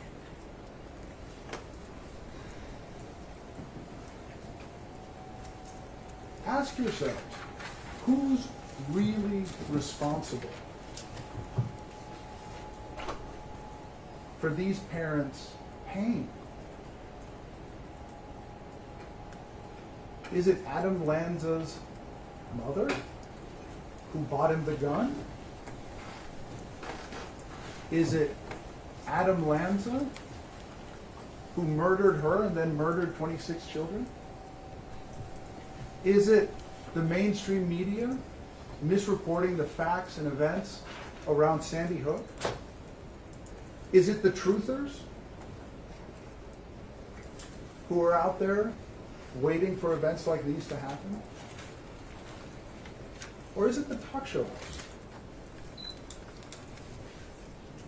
Life is complicated. This job is complicated. Think about proximate cause. That instruction that is before every one of those questions. Was Alex Jones' broadcast a substantial factor? And was it reasonably foreseeable to him? I forgot to mention, how about our electoral system that magnified and broadcast? That's not something Alex Jones did. It's something a campaign politician did in order to paint their opponent. What fault do they bear? Megyn Kelly, what responsibility does she have?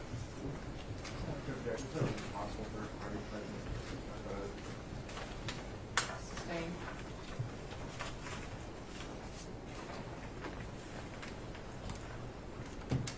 $150 million.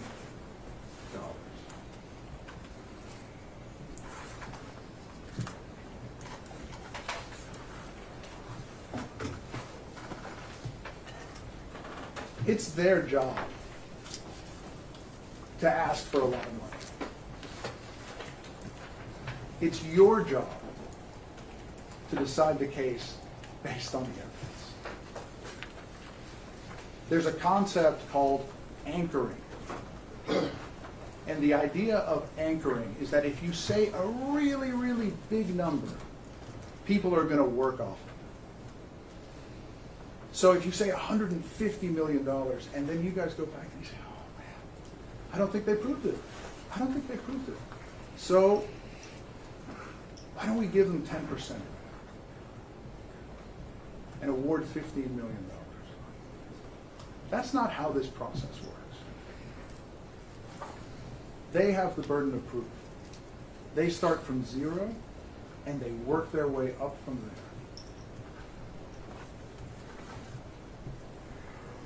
And it's very creative. I mean, they're for the 24%. They brought in Becca Lewis, who's working on her PhD. They brought in a grad student who read selected excerpts from other people's publications and then cited a study that if she'd taken the time to Google it, I asked her about this. If she'd taken the time to Google it, she would have found out that it's widely discredited. She admitted that there was an article by The Atlantic. There's no evidence of widely discredited. Okay, let's just move on. I mean, it's the same, but let's move on. Ask yourselves, is that number reasonable? I mean, there's 12 of you. Do 3 of you think Sandy Hook never happened?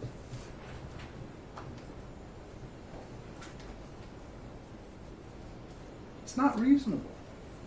It's not right. And think about what $150 million represents. A person making $100,000 a year would have to work for 1,500 years to make $150 million. It would take 18 generations to make $150 million. And that's assuming you didn't spend anything. Let's say you saved half your money. 3,000 years. 32 generations. This isn't a real number. You know, I asked my son about $150 million. And he said, you know, that would weigh 33,000 pounds. The equivalent of 8 fully grown elephants.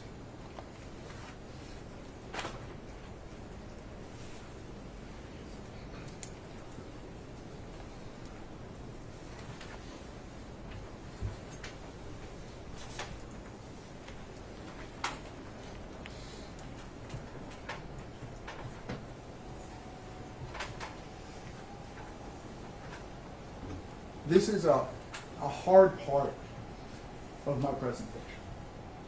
And I took a long time thinking about this. And I went back and forth in my mind as to whether I would say these words and show you what I'm about to show you.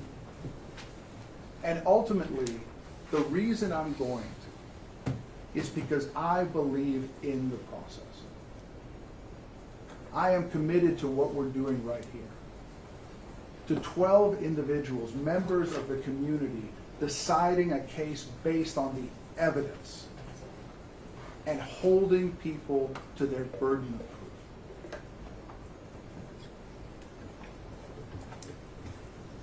Question 1.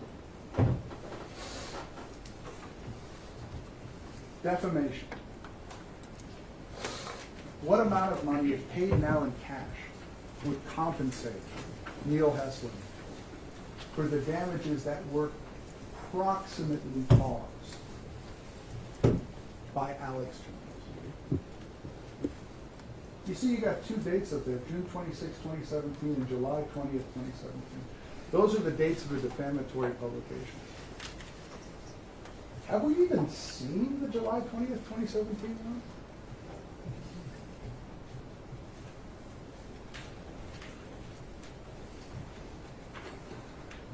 Injury to reputation that he sustained in the past. He didn't even see Alex Jones's show until 2018.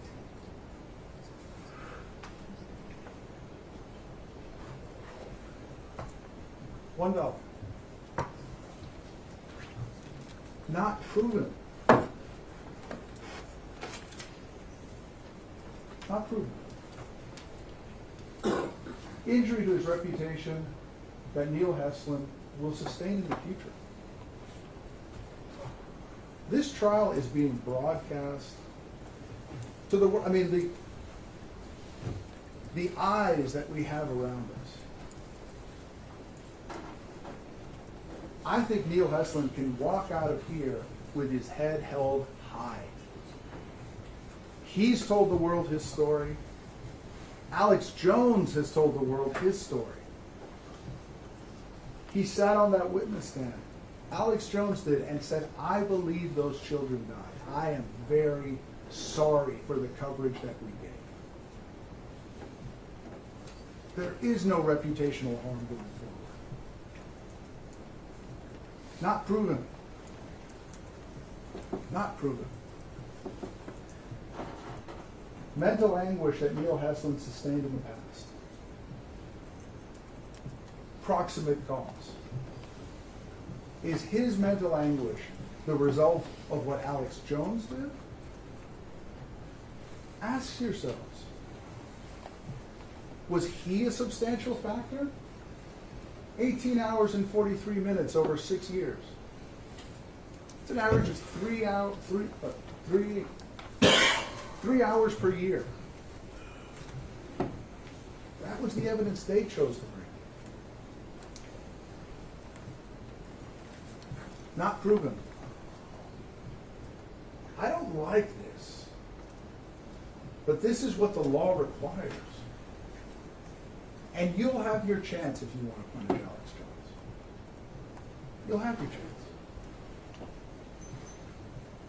Mental anguish and reasonable probability that Neil Heslin will sustain in the future.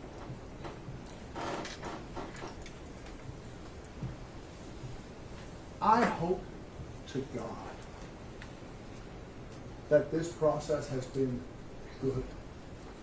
I hope to God that you've gotten some level of closure. I really do. Both of you.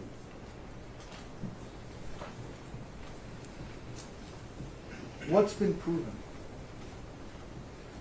Ask yourselves, what's been proven? Caused by Alex Jones.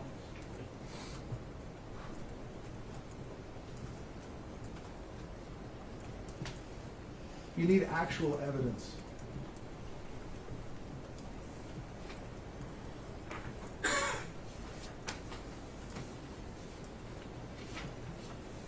I'm not going to belabor the point. These are repetitive. Question number 2 relates to intentional infliction of emotional distress.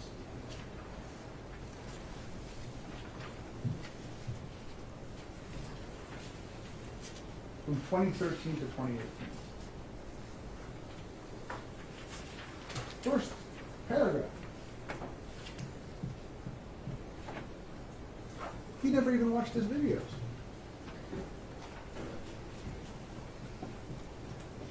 That was the evidence we had from the witness chair.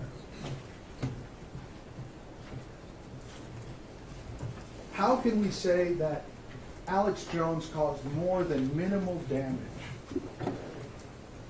when Mr. Heslin didn't even see his broadcast? We don't have a single, I mean, there was I actually wrote this down.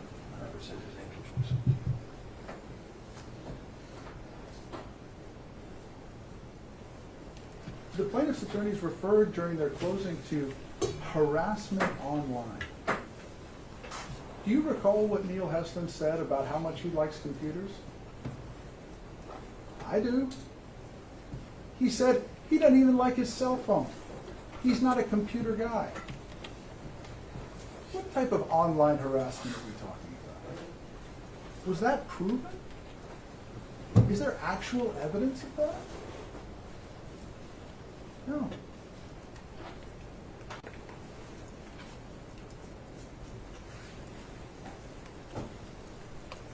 How about in the future? Ask yourselves, what are we doing? I said before, I hope there is closure. I hope this sordid, sad story comes to an end in the next couple of days, after you come back with your verdict on criminal. But there's been no evidence that there will be future mental anguish that was caused by that.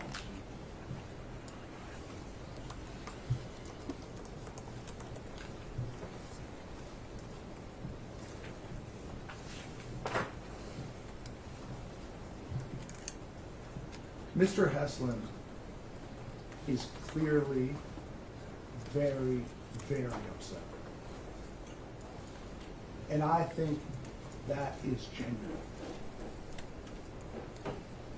But that is not what you base a verdict on.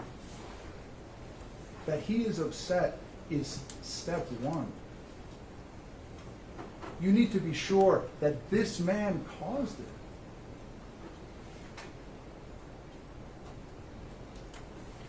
Scarlett Lewis, 2013 to 2018. No contemporaneous records. She testified that she spent at least, I think, $50,000 in therapy. No contemporaneous records.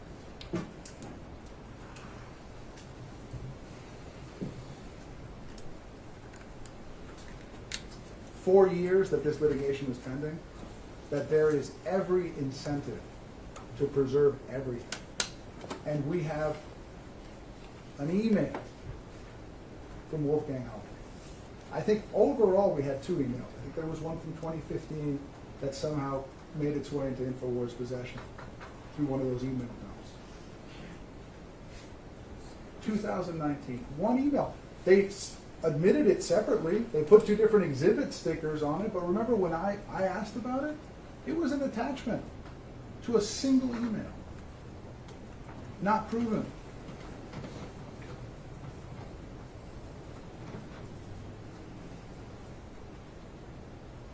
Future mental anguish damages. Not proven.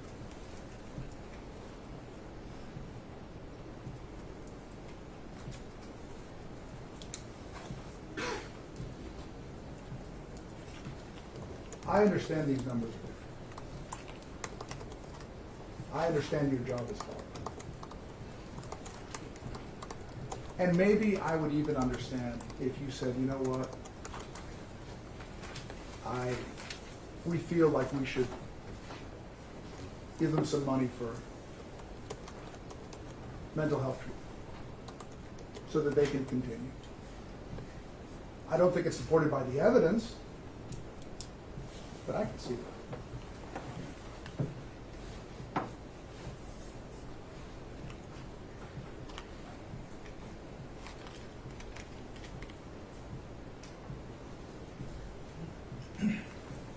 The evidence shows that plaintiffs have been victimized 4 times. By Adam Lanza, by politicians and members of the mainstream media, by the truthers, and by those people who took their grief and weaponized it. And I'm profoundly sorry for that. I think it is a sad reflection on the state of our nation.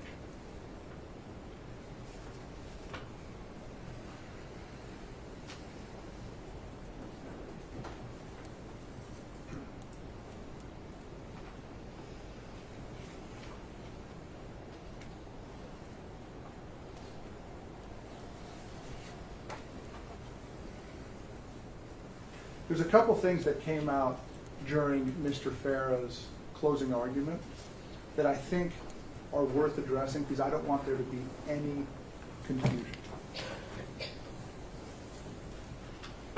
Mr. Farah made reference to Wolfgang Halbig's disgusting Super Bowl picture from, if you look at it, odd.tv. I elicited from several witnesses that picture never made its way onto the video. There is a line in the videos where it says Sandy Hook children perform at Super Bowl. It's in 2013. We had evidence that they did perform at the Super Bowl. And InfoWars covered. Look a couple before there. I think you have one that's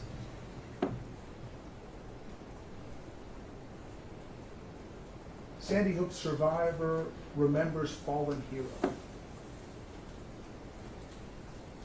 Again, they got to pick the evidence they brought in here. They picked the worst things they could find. And if you take their video clips and add them together, it's not 18 hours and 43 minutes. It's 90 minutes. 90 minutes over 6 years, they say, caused all this harm.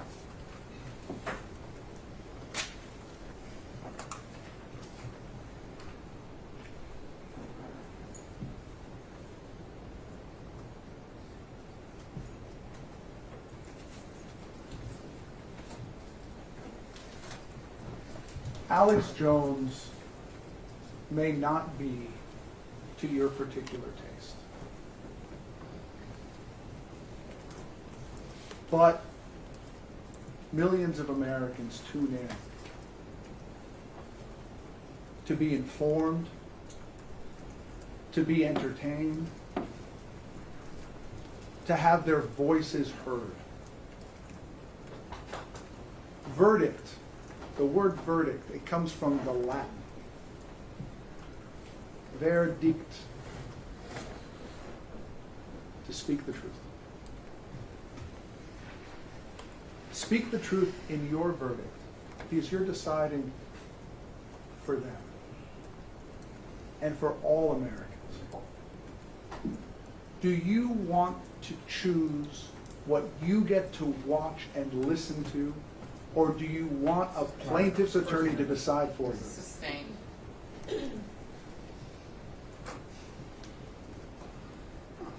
There was a Lutheran minister named Martin Niemöller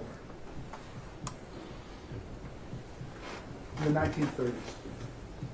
And he was imprisoned in a concentration camp. And when he got out, he reflected on the fact that he had stood quiet. And he said, first they came for the communists. And I said, I'm not a communist, and didn't do anything. Then they came for the trade unionists. And I said, I'm not a trade unionist. Then they came for the Jews. And I said, I'm not a Jew. And when they came for me, there was no one left. It's been an honor to talk to you, to present our side. I look forward to addressing you again on the issue of punitive damages. I have a lot to say about what the right number is. And I look forward to that opportunity. Thank you. All right, I think we probably need another very short break. Remember all of my instructions. Let's try to keep it to 10 minutes, please. All rise.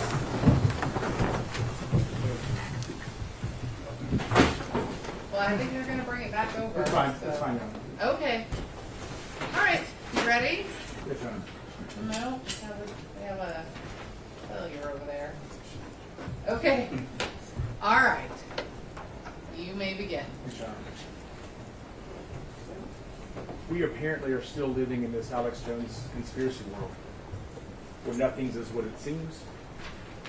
That somehow, I assume, lawyers here weaponized Neil and Scarlett to try to take down Alex Jones. We weaponized them to take down Alex Jones. Like, we're the deep state now in this weird conspiracy theory where you guys were handpicked by the clerk. The judge is part of the deep state. And this is a script, a literal script, as they said on the show just a couple days ago. That's the conspiracy theory that's spinning in this room right now. Because that's the conspiracy theory that Alex Jones wants the world to believe when you return a verdict and you say, this is not what we do in society. We don't tell lies about people. We don't hurt people. That's the spin that he wants to put on it. That's what just happened. That's what that closing was all about. That they lied to Dr. Lubit and Mr. Crouch about their treatment. Mr. Crouch said in 2013, Neil talked about conspiracy theories, about people making money and profits off his dad, or off his son. They have called them liars for 10 years to make money, and they sat here and called them liars to save money. That's what just happened. You appreciate the irony of that. Anything to make money or to save money, anything that will stomp on absolutely anybody, and they stomped on them, and they have to pay for what they broke. That's what they have to do. The full videos, they're in evidence. I don't understand why the defendants keep saying that. I don't want her to play you an hour or 2 hours of a full video of all kinds of crazy conspiracy theories. We focused on the Sandy Hook ones. That makes a whole lot of sense because this case is about Sandy Hook. Why would I play you his conspiracy theories about frogs being gay? Why would I play that to you? That doesn't make any sense. You don't want to see that. I don't want to see that. They're in evidence. You can watch them if you want. More importantly, Mr. Renal could have played them at any point he wanted to. He could have played them to you. He did once. He played a 51-minute, the very first witness that he got up, he played a full video. And I think he realized that was a horrible idea. That didn't help my client at all. It just showed how many people he will stomp on to get more clicks to buy more or sell more pills. That's all it shows. If you want to watch them, they're here. However many, I'll take his word for it. It was 18-something hours. So we showed you, what did he say? We showed 9 minutes, 10 minutes? Yeah, that's the part. Those are the parts where he defames people and he intentionally inflicts emotional distress on people that it affects them. And this idea that they didn't watch him, yeah, they don't watch his show. Big shock. What did Mr. Crouch talk? He talked about that. Finding out someone lies to you secondhand is worse because you know what it means? The lie is spreading. If someone comes to your face and just lies to you and no one else hears it, it ain't great. But it's definitely not as bad if someone comes over to you and says, hey, there's a guy on a national broadcast, actually, take it back, worldwide broadcast, lying about you. That hurts. Because the lie is spreading. By definition, because you didn't hear it from the horse's mouth, definitionally spreading.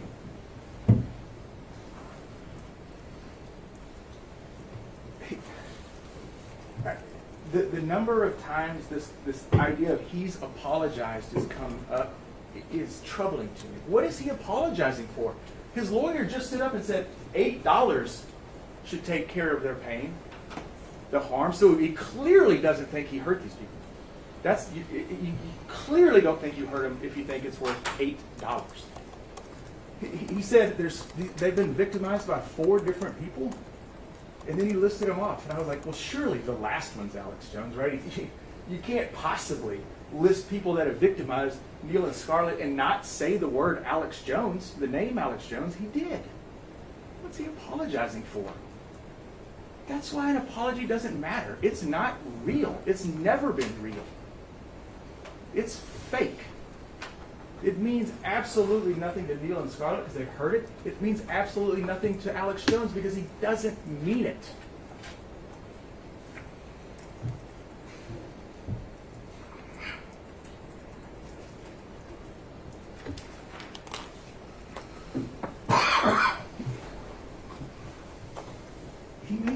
excuse that he was tricked by the truthers? He's the Pied Piper of the truthers. They're following him wherever he goes, and he spews hate. That's what gets people riled up. That's what gets people to their house. That's what gets bullet holes through his car. That's what gets death threats. This, I guess he took you down. This 0.16% of the time, that's 99, so we say 99.84% of the time he's not defaming or inflicting emotional distress on them. Congratulations. If I was in court in a criminal case, I said, Judge, 99.8% of the time, I don't steal anything. Nothing. That's not a defense. That's crazy. It doesn't matter what he does all the other time. It matters what he does when he's defaming people and when he's intentionally inflicting emotional distress on people. That's what matters. When he's spreading lies about the parents of Sandy Hook, that's what matters. That's why we brought you those videos. Pre-existing condition, I can't. So,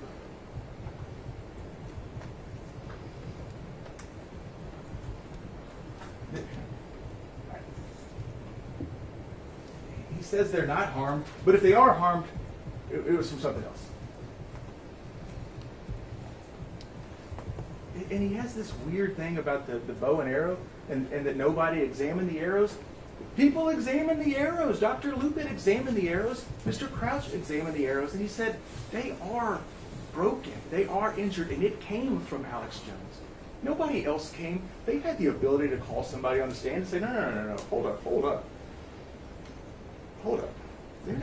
They're not either hurt or their damage is clearly from the loss of Jesse, not the lies spread about him in a worldwide forum.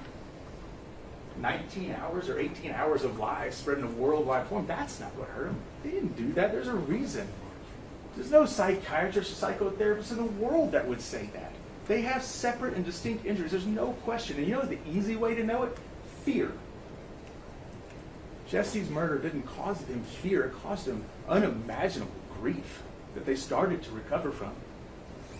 Fear is caused by Alex Jones. And him weaponizing, we talk about weaponizing, him weaponizing mentally unstable people to go after him. Fear tells you there's two separate and distinct injuries.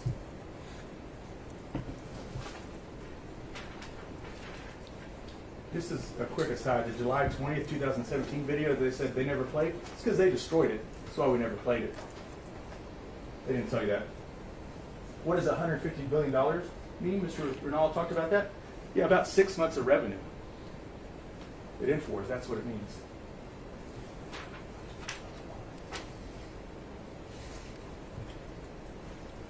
Ms. Karpova testified, and she said one thing that was interesting. She said, words are Alex Jones' weapon. This verdict is your weapon to right a serious wrong that happened to Neil and Scarlett. Mr. Ronald said twice, I hope this is a verdict you can look back in 20 years and be proud of. Yeah, so do I. I hope you look back at this verdict for years and you're proud of it. So go do it. All right, thank you. In a moment, you will retire to the jury room to select your presiding juror who will read the charge and then begin your deliberations. We will bring you the original charge, which is the one that should be signed by the presiding juror if the verdict is unanimous, or signed by the 10 or 11 of you if it is not unanimous. We will also bring all of the exhibits to you in a few minutes. You should not be concerned if the exhibits are not in sequential order. And if there are any redactions, don't let that worry you either. Those are decisions that have been made in the admission of that evidence. After you select your presiding juror, I need you to let my judicial executive assistant know who that is. Now, I want to be really clear. You are finally going to be able to discuss what you have heard in this room. You must all 12 be in the room anytime there is any deliberations or discussion. So if somebody needs a break, everybody takes a break. You are free of to work all day long, including through lunch. I think that's been our routine so far, so we'll probably continue it, but we can talk about that. If you take a long break, do let us know. So say more than 15 minutes. It might affect what we do out here. Anything else? Any questions about that part? It's 4:36. My guess is you're not going to get much beyond a presiding juror today, and that's fine. You can start as early as 8:30 tomorrow. All right? So you're excused, and when you're all together, you can talk about the case. Thank you. All rise.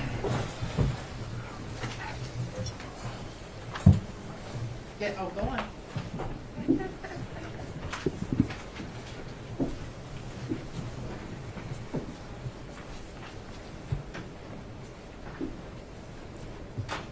And just shut the door behind you, please. You may all be seated. At this time, I do need one counsel from each side to come up and verify the exhibits for me, please. So just as a reminder, I'll need you to state on the record that you've examined the exhibits and that those are being taken to the jury room or all admitted should be taken to the jury room. Any necessary redactions have been made, and otherwise, any objections will be deemed waived. I'm just going to confirm. Please do, yes. And you might want to have Mr. Banks with you. We can go off the record for a minute.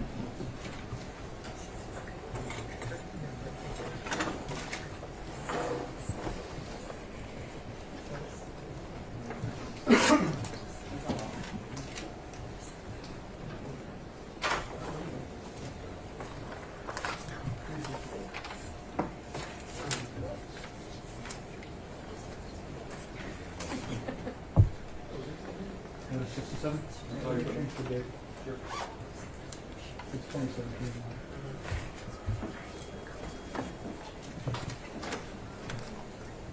What is it?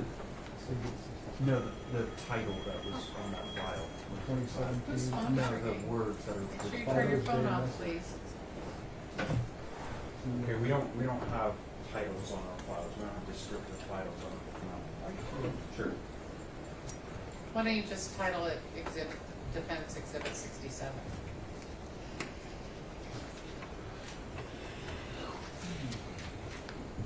And what about up here? I'll check here. I was thinking that. Yeah, let's do that. I left one of this in my office. Should I go get it? You guys have it? I think I'm okay. I know it should be here, so we can have this.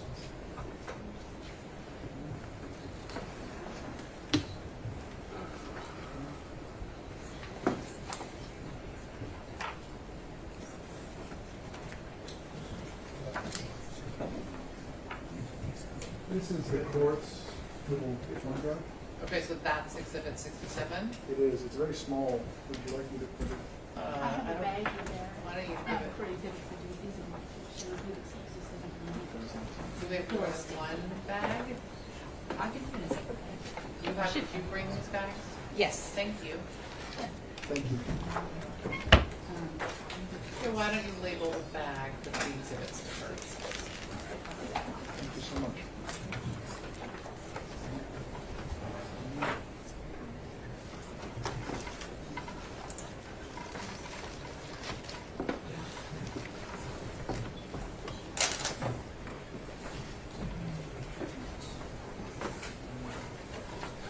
Your Honor, Yes. if I remember correctly, it requires a counsel to be present in the courthouse. We'll go over it. I am just to check. I don't recall 60 coming in there. Okay, let me go get my, because I don't have it. I left this in my office. I'll be right back. All rise.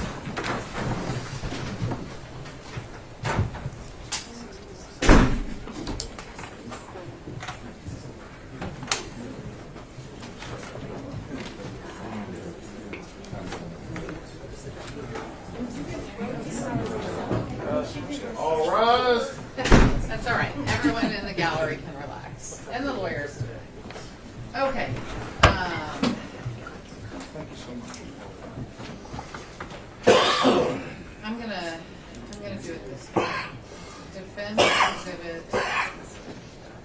this would be plaintiff 60. Hang on. Oh, I'm sorry. Defense exhibit 67, that's all I got. And then I have some court exhibits. Those do not go to free. Plaintiff's exhibits. You're asking me which ones were admitted? All I'm asking you is 60 and evidence. Okay. So I'm worried that it actually. No. Yeah, that should not be on here, so we're going to be removing plaintiff 60 from this list.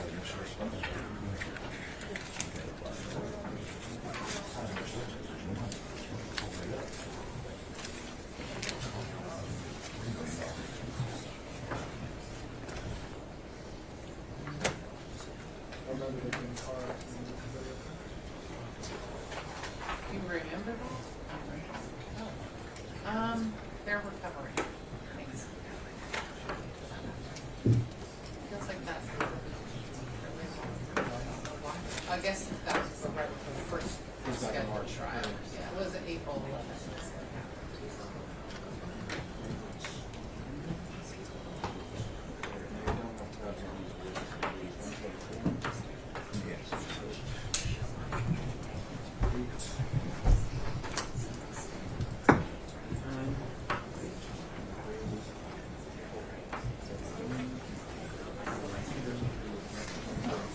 From plaintiff's perspective, all the exhibits are correct, Your Honor. All right, Mr. Ringall? Yes, sir. Are you? Oh, okay. Then let's go back on the record. Okay, so both sides have had an opportunity to examine all of the exhibits. So we'll start with Mr. Bankston. Do you verify that you have examined the exhibits? Those that are being taken to the jury room are all admitted, should be taken to the jury room. All necessary redactions have been made. I agree, Your Honor. All right, same question, Mr. Ringall. I agree, Your Honor. All right, then we can go back off the record. Let's hand all of those exhibits to my court take to the Steele. And, yes, okay. Good. All right, okay. The jury is allowed to deliberate until 5. They can start at 8:30. I have been providing lunch because of the hubbub. I didn't want to deal with that. I will continue to do that. So they'll probably work all day. So I do require one minimum, this is the minimum requirement, one counsel for each party. So one of you must be in the building at all times while the jury is deliberating. Parties are not required to remain in the building. They're not required to be here when the verdict is read. That is between the party and the counsel. For this week, you have you can continue to use this space. You can continue to use the other space we've provided for you. If you have not already given my staff your cell phone numbers, I need them now. Let me think. What else? I can't really think of anything else. Oh, the reason you have to be here is if they have a question. Sure. You have to come in here and we have to talk about it Sure. and all of that. So. My question was, when we are informed the verdict is in, if I wanted to have plaintiffs off site, how long would they have to be here before the verdict is read? Like 10 minutes. Yeah, I'm making on site. Yeah, it's pretty fast. But you can continue to use the Sure. space we've provided. I appreciate that, Your Honor. Yeah, that's fine. Any other questions? Did they say what time they're coming in tomorrow? I'll find out. My guess is 8:30, but you don't have to be here in the line because they're not gonna. Right. It's not gonna go that fast. So, I let them come in at 8:30. I mean, one reason you don't have to be here tonight, to be totally honest, is that's when I get here. So, they finish at 8:45. Everyone waits. I get here just a few minutes before 9 most days. So. All right, I'm going to just write down my numbers here, and then we will be done.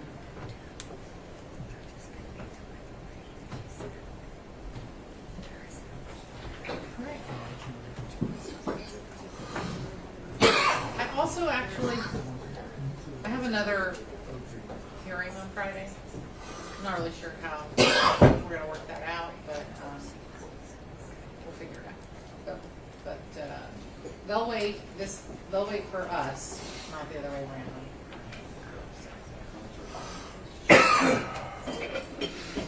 Anything else? No, no.